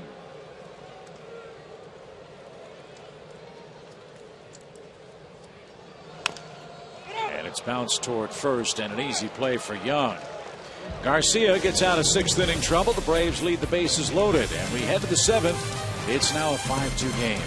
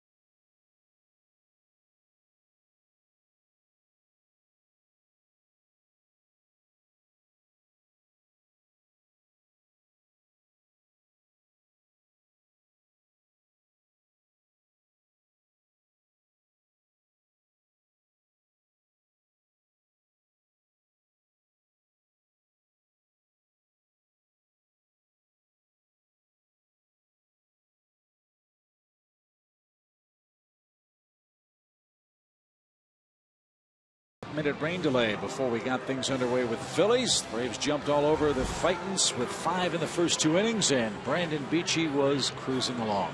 Looking for his 2nd win, and it'll be his 2nd straight start with a W, and his 1st ever against the Phillies. He did pitch a good ball game over 6 innings. The only 2 runs he gave up were on the homer in the 6th inning. No walks, 4 strikeouts. So Beachy will turn things over to Luis Ayala. He answers our first AT&T call to the bullpen. And Joe, one of our themes tonight when we opened up the broadcast was unsung heroes. I think Ayala certainly applies. Yeah, he was a good pickup, and he spent some time on the DL too with some anxiety issues, but he's pitched well when he's been active. It's something worth watching tonight. 2 nights ago, Gary Darling was umpiring at second base, and he was keeping a very close hawk eye on Luis Ayala, and a couple of times asked to check the baseball, and on one occasion asked to see the ball and threw the ball out. So I don't know if he thought that Luis was doctoring the baseball somehow, or maybe going to his mouth and not wiping properly like he should. But it's something worth watching tonight with Darling now behind the plate. Gerald Laird has checked in as well. He'll work with Ayala.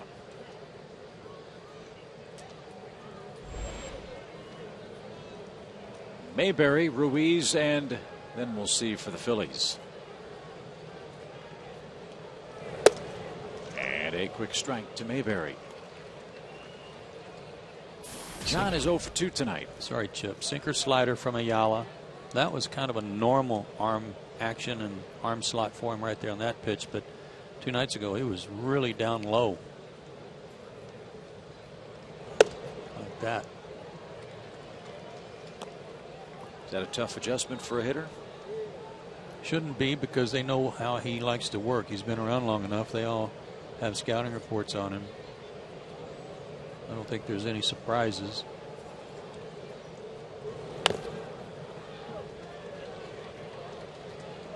One ball, 2 strikes.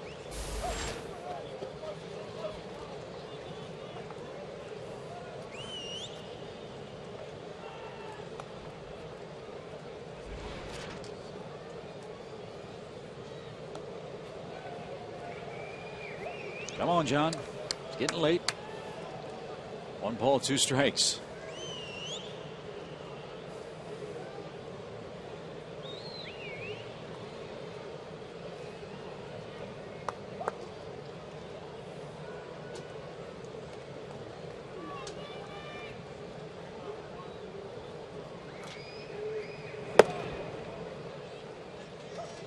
And now 2-2.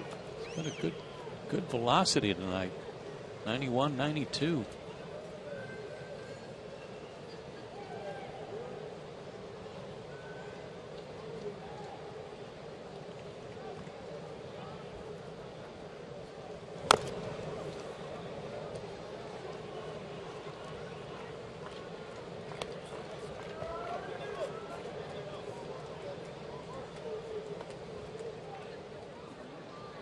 Jimmy Rollins due 4th for the Phillies. He picked up a hit tonight on a scoring change. Now full count to Mayberry. Close game. On a walk, folks. We enter the 7th.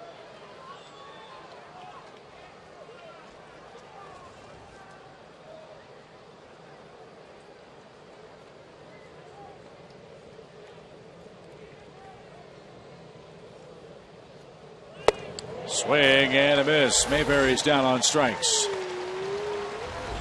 And the Stanford graduate is 0 for 3 tonight. And Ayala saved that slider for the last pitch. Good one.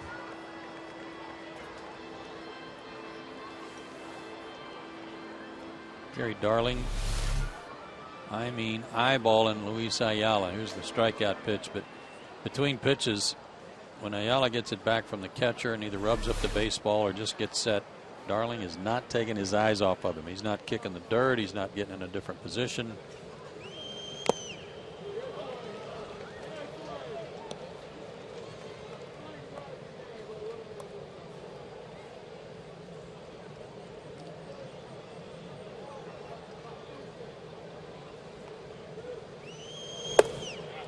Strike 2 called.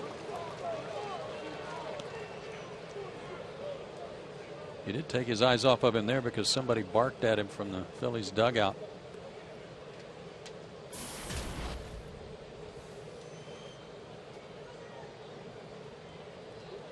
Might have been Darren Ruff. Might have been. 1 ball, 2 strikes. Phillies have a decision to make about Carlos Ruiz. He's a free agent at season's end.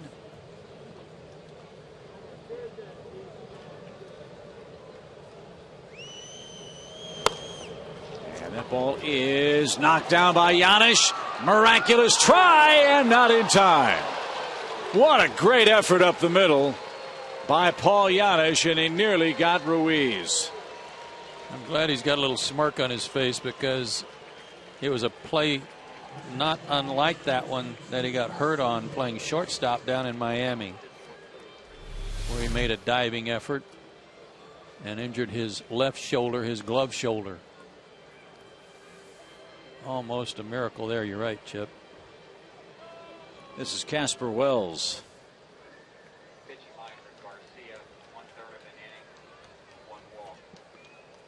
Garcia went a third of an inning with a walk.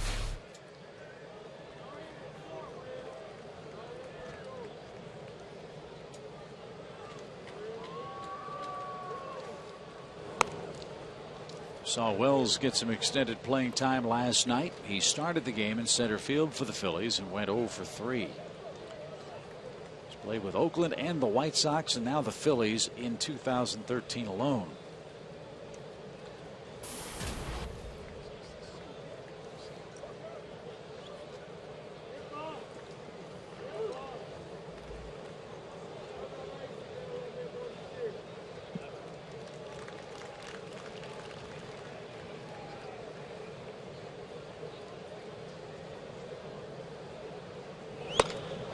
Slowly out toward short. Simmons shovels to Giannis, and a slow developing play is beaten by Casper Wells at first. Ruiz forced out. Rollins hits with 2 outs. Wells runs pretty well. I don't think they were going to get the double play even with a good feed, but Anderson's toss kind of pulled Giannis away from the bag at second toward left field. Wasn't able to get a whole lot on that throw, but they got the lead guy.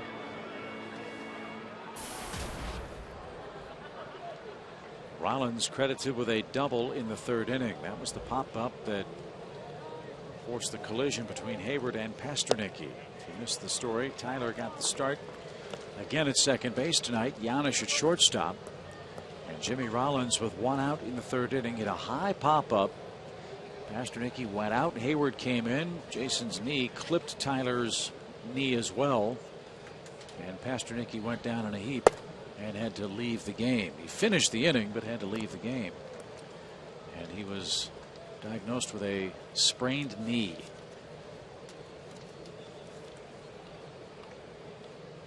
And they'll check on him again tomorrow, which is an off day. 1 ball, 1 strike for Rollins. And that's fouled at the plate. 1-2. Luis had a lot of success against Rollins in his career, just 2 for 18. One of those at bats came here 2 nights ago, and Luis got him to hit into a double play.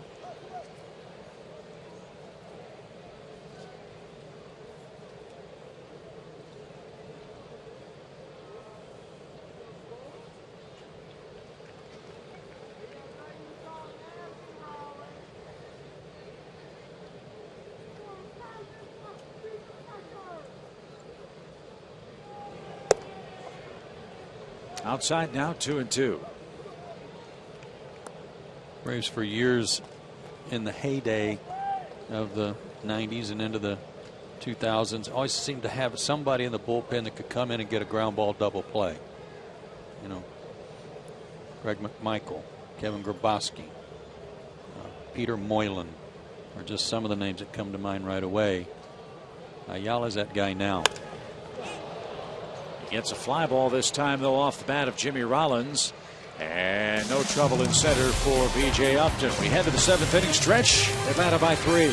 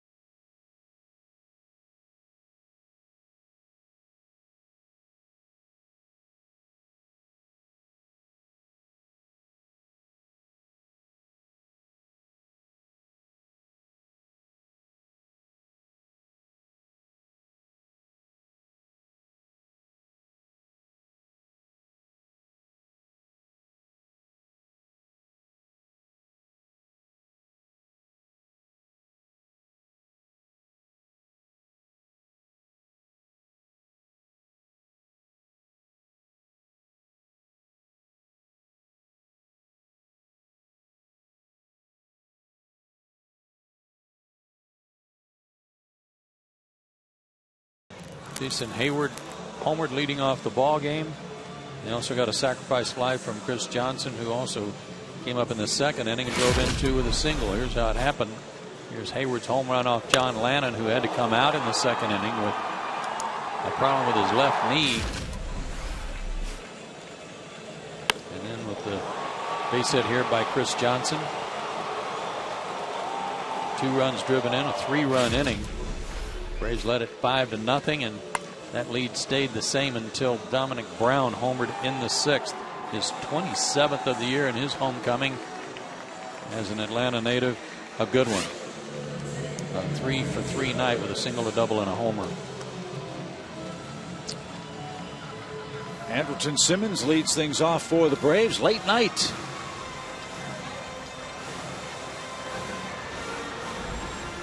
These kids are having a good time. But the school bus is going to come early for them tomorrow, you know. No kidding. Here's Raul Valdez. He's the 5th Phillies pitcher. And they've had to use their bullpen liberally tonight because John Lannon got hurt an inning and a third as the Phillies starter tonight. He left with a knee problem. Valdez not a whole lot unlike Ayala, only in that he's left-handed. Sinker, curveball more than a slider, as Ayala delivers the slider. This guy's more of a sinker curve.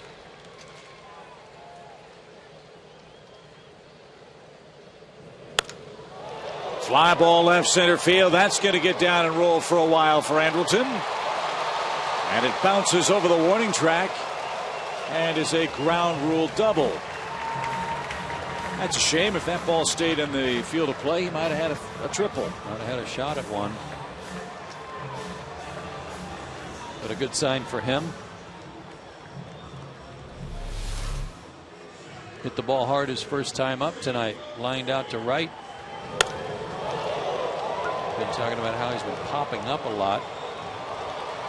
And got on top of that one a little better and got it in the gap. And the ripple effect of the Pasternak injury means that Simmons wasn't able to get 2 full days of rest. He'll get one tomorrow after entering the game in the 4th inning. Here's BJ. 0 for 3 is he. 0 for his last 14. See if he can move Simmons up 90 feet at the very least. Be a nice run to add to a 5-2 Atlanta score. And the Braves have been so good from the 7th inning on, outscoring their opponents in the second half.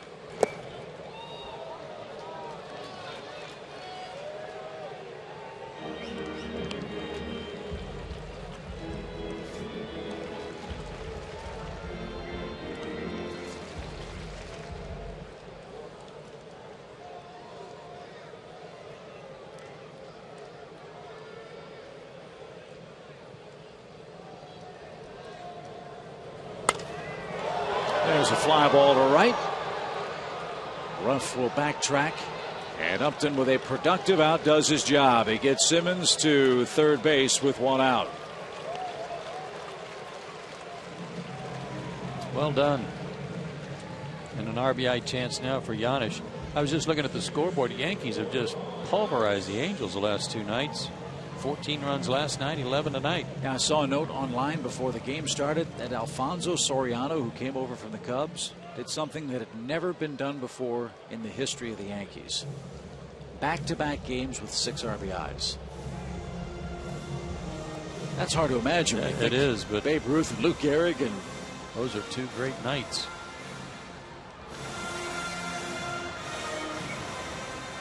Sometimes those are like once a year happenings, having a big night like that, not back-to-back nights.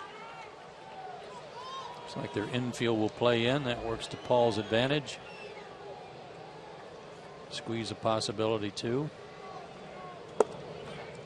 And he takes a strike. Don't count out the Yankees in the wild card. With their victory, 5 games back, Oakland leads the wild card chase in the American League.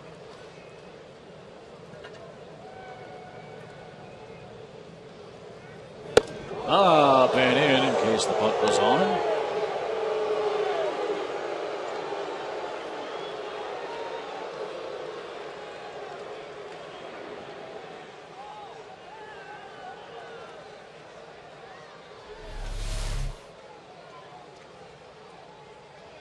Pretty tight. Just got out of the way as a precaution. You mentioned up in Philadelphia that these Phillies like to go up to get strikes.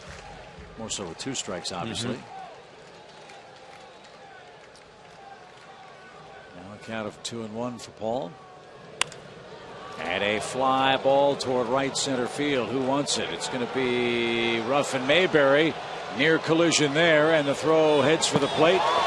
No chance at all. Giannis picks up an RBI on a sac fly. It's a big run to get. 6-2 Atlanta. First RBI of the year for Paul. Well done. He's had a good night. Snapped that 0-for streak, and now an RBI. Saved a bat. Just an all-around good night for Paul Giannis, both on the field and in the community.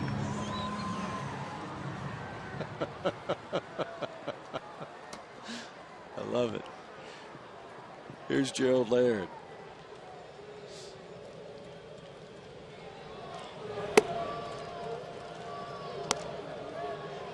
In the community.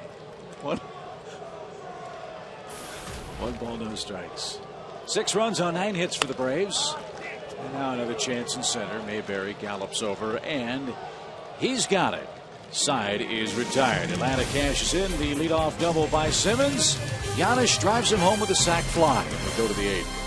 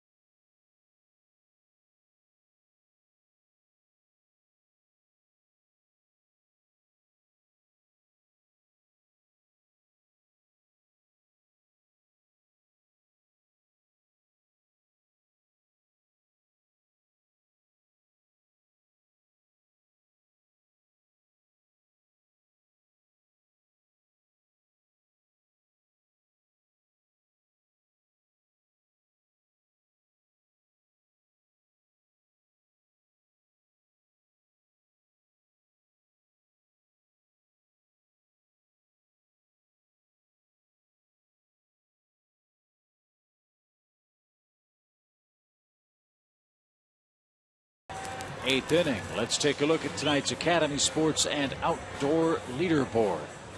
Kind of like that ERA of those top 2 of the top 3, don't you? Left-hander and a right-hander. David Carpenter in there too at 176.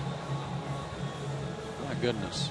3 guys out of 1 staff in the top 6. That doesn't happen too often. You know, what does it say too, Joe, about the organizational philosophy, the organizational depth of this Braves team this year, to lose 2 guys in the bullpen who are state of the art, not just in the National League, but all of baseball. And then, of course, Eric O'Flaherty and Johnny Venters. Don't misunderstand, they are missed. But these guys have been remarkably good. I think it speaks to the makeup of these pitchers. And for Luis to step in and with such a heavy-duty role as a setup guy late in the ball game, a lot of tight ball games, and to pitch the way he has with the ERA we just showed you, I think it speaks to their makeup and how they have just taken on this role of importance without even looking back.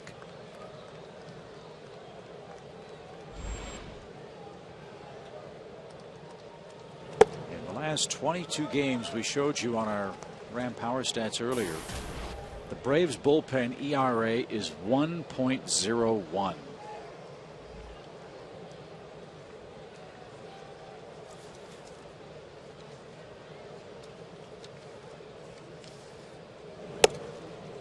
Part of that, the great work they've done all year against Washington. Braves pen has not given up an earned run to the Nats all year. In this month of August, Braves pen 2-1, a 0.78 ERA, not counting Ayala's inning.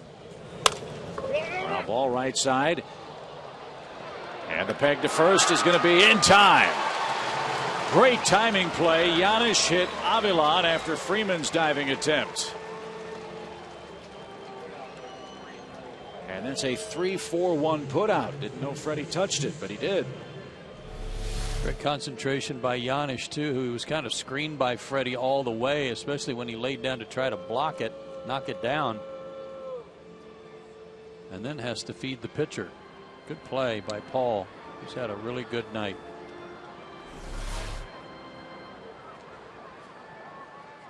He's not out there picking dandelions. He's got his head in the game, and his good glove work really noticeable tonight. Here's Utley 0 for 3.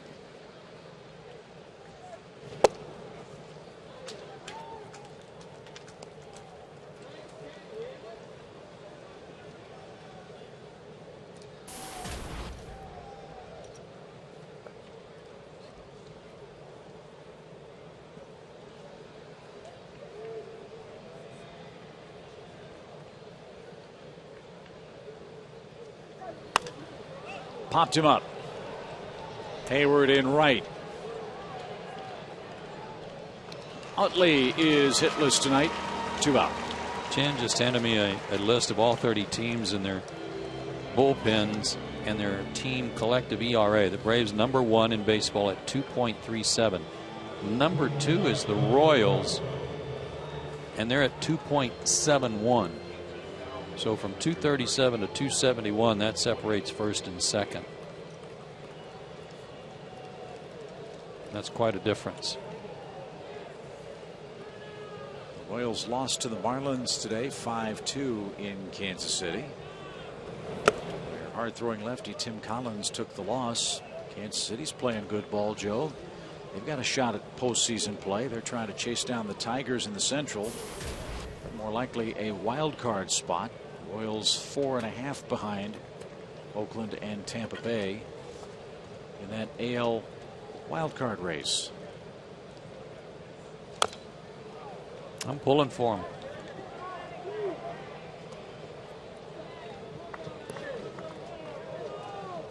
Well, the Phillies fans here tonight pulling for Dominic Brown to hit a triple. Needs that for the cycle tonight.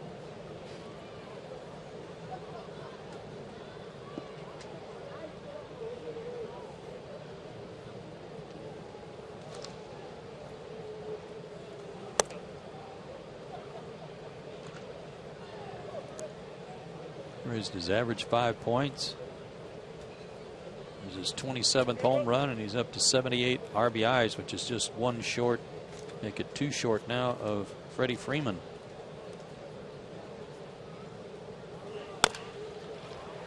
Not going to triple in this at bat, and Giannis throws him out. Avila a perfect 8th inning. Top of the order up to the Braves in the bottom half.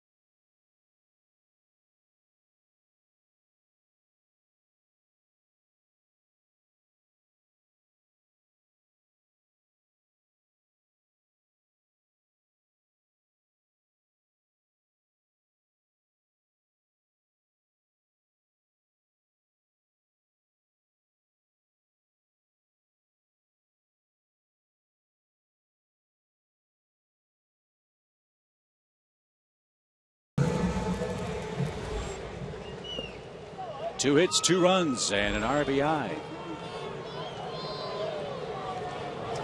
He's been on base a bunch. Justin Upton's been on base 4 times tonight. Freddie Freeman's got a hit and an RBI. So the 1, 2, 3 men for the Braves awfully productive again against the Phillies.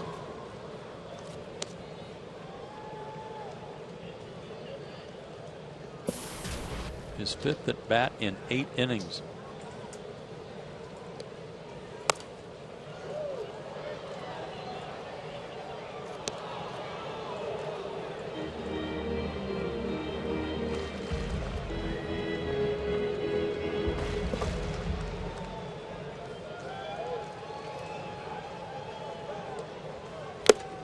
Swing and a miss. Hayward chased a high pitch and is struck out. That's 1 away. First strikeout for Valdez tonight. Upton's got a perfect night. He's walked 3 times. He's also picked up a hit. He scored 2 runs.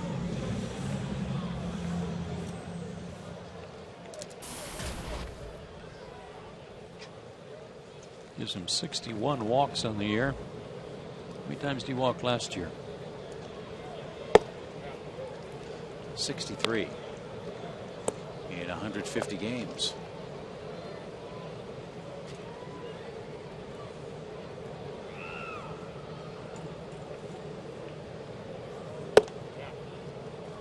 There's a strike. It's 0-2.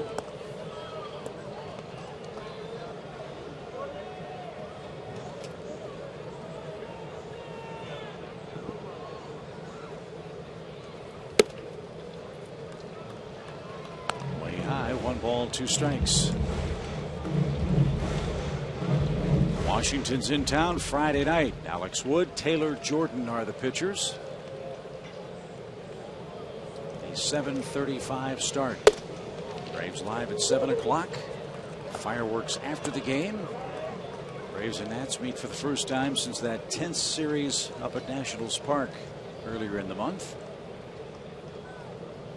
Woods 2-2. Taylor Jordan 1-3.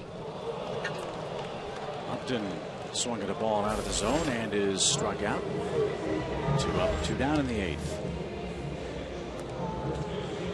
Washington's playing good ball now.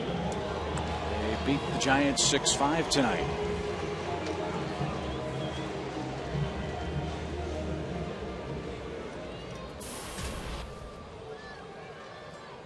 Freddie Freeman's hit about 900 feet of fly balls. Has only 1 hit and 1 RBI to show for it, though.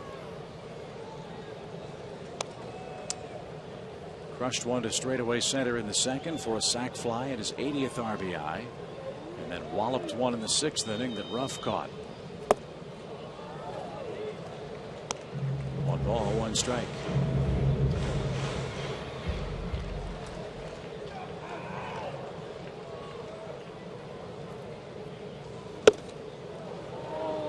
Tied him up.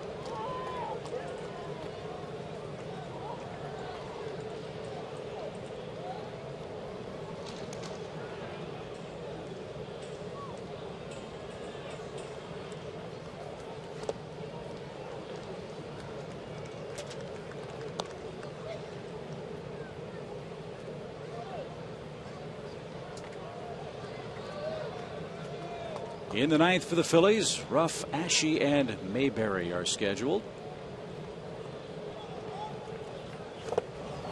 And Freeman. What an inning. Went fishing. Yeah, you bet. 3 swinging strikeouts. Don't see that too often, or haven't lately, for the Atlanta offense. 3 outs to get the 9th.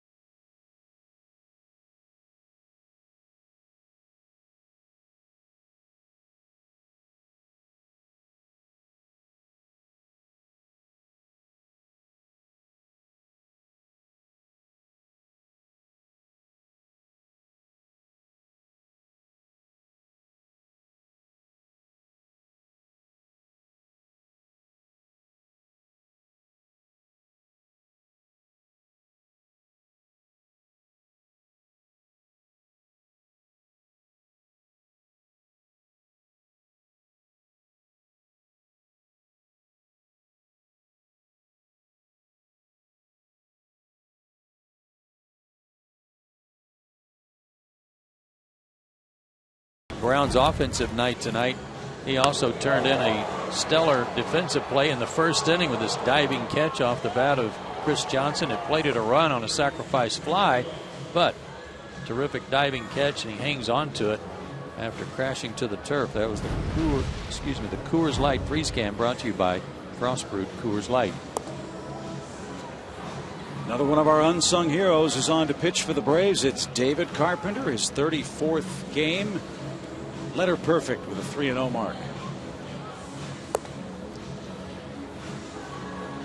You don't know David's story, it's a remarkable one. He was originally a catcher with the Cardinals. In fact, he was a catcher in the minor leagues with Jason Mott. I'm sorry, Jason Mott. A little late for me, folks.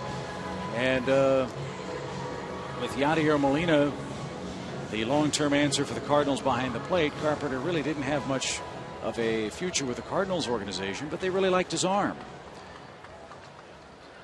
And here he is, after bouncing around a couple of different organizations. Another bargain basement find by the Braves, who's been a key component for this sparkling Atlanta bullpen.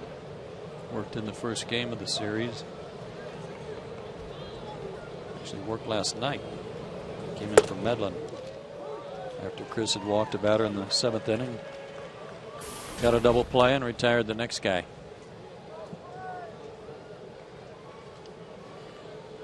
Darren Ruff is the hitter. He's 0 for 3. And he's a little late. So's the hour. You can understand it. 0-2 the count.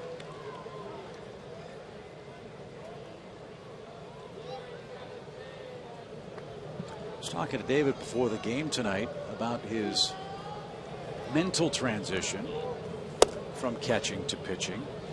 And I asked him, was it difficult, or is it still difficult working the game and thinking like a pitcher instead of how a catcher might want the game to be called? And he said, you know, I've really been lucky here in Atlanta with the homework and preparation that Gaddis, McCann, and Laird all do. He feels very confident that the sign that they put down is the right sign for the right situation. And he said, Joe, all he has to do then is concentrate on the mechanics of making his pitch. That's a very good question. You ask him. I would say too that he's got another catcher out there in the bullpen that's a good guy to bounce things off of, and that's Eddie Perez.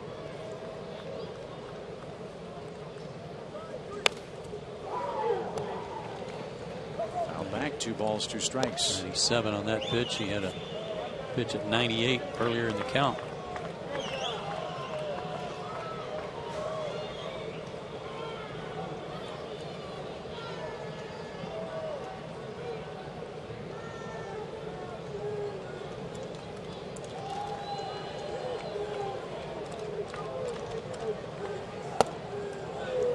Just missed the outside corner. Full count.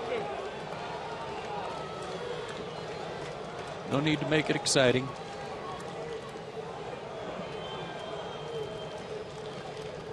See if he can catch up to it.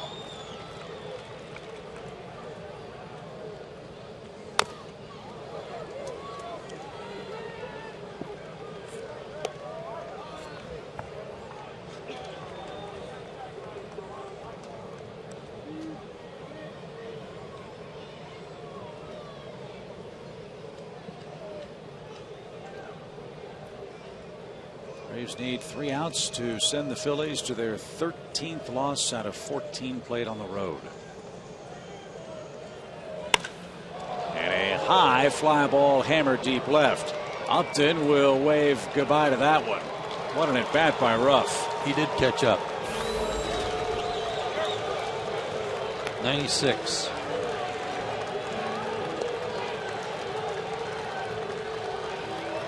Seventh home run for Ruff. And that makes it now a 6-3 game in the 9th inning.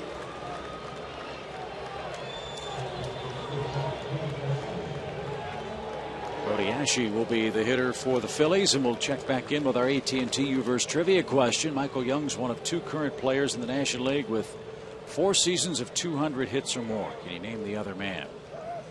I'm going with your guy, Todd Helton. Todd Helton? Mm-hmm. high. 1 ball, no strikes. Let's see if Todd Helton is the answer. It's not. Juan Pierre. Juan Pierre's just here.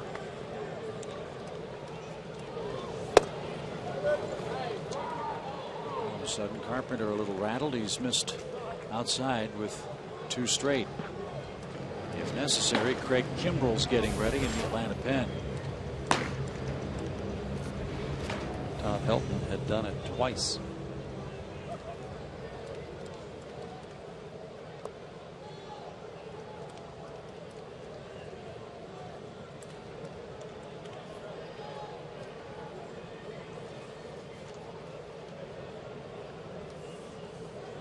Two balls, no strikes. 3-0.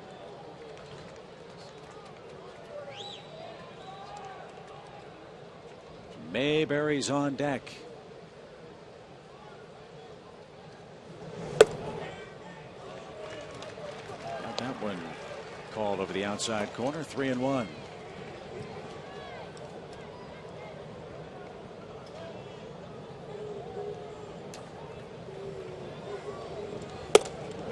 A homer and a walk.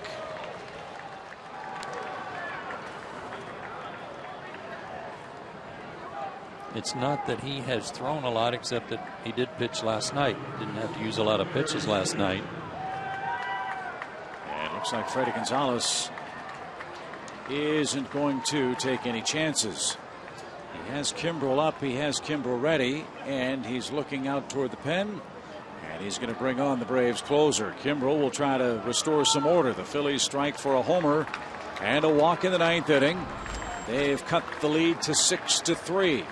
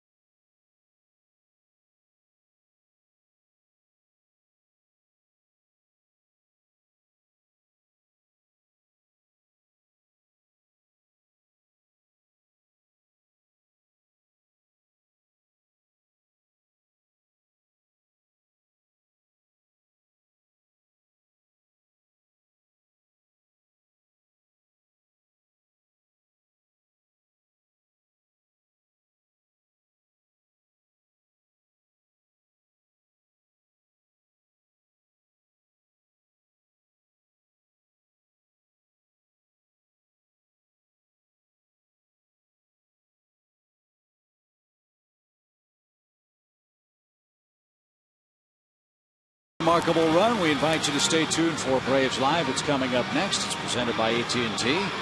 Post-game sound, interviews from the clubhouse, and commentary from Braves skipper Freddy Gonzalez. Before we get to Craig Kimbrell, I want to thank our producer tonight, Brian Woodrum. This is his final game for us as he gets set to get ready for Fox Sports coverage of Southeastern Conference football. So, Woody, thanks for all your hard work. We've enjoyed having you, and good luck on the gridiron. Hear, hear.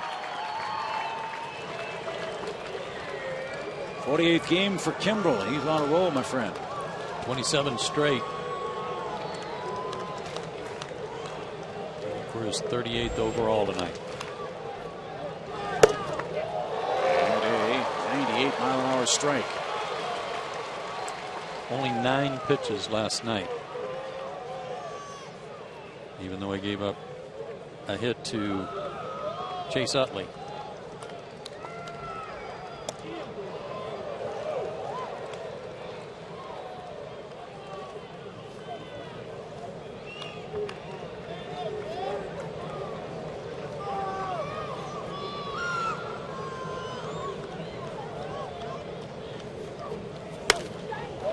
Popped up right side. That's into the seats. And we'll do it again. Nothing and 2.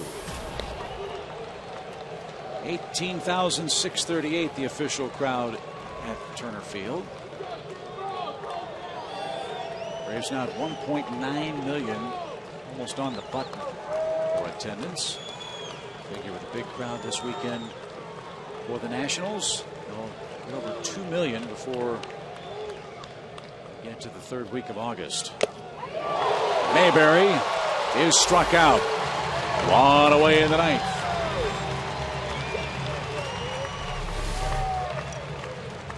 John Mayberry 0 for 8 in this series, and he struck out 5 times.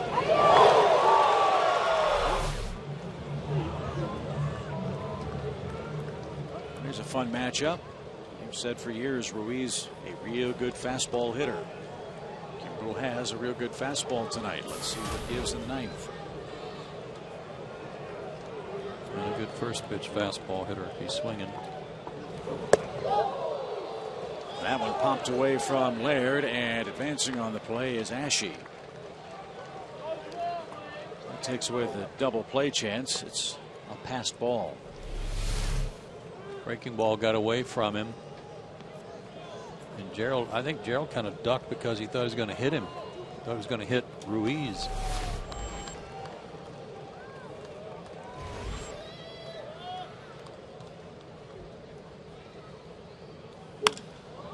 Fly ball to right. 2 outs.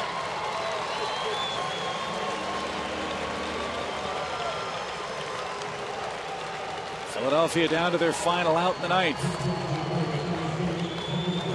And it's Kevin Franzen.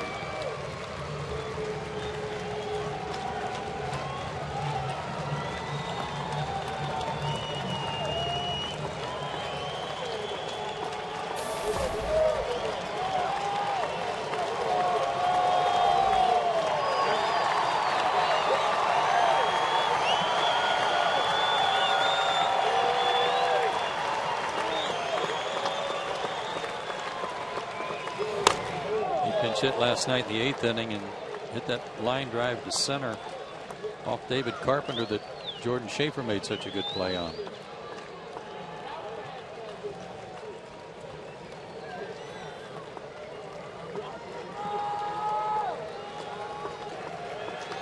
Nothing in 1.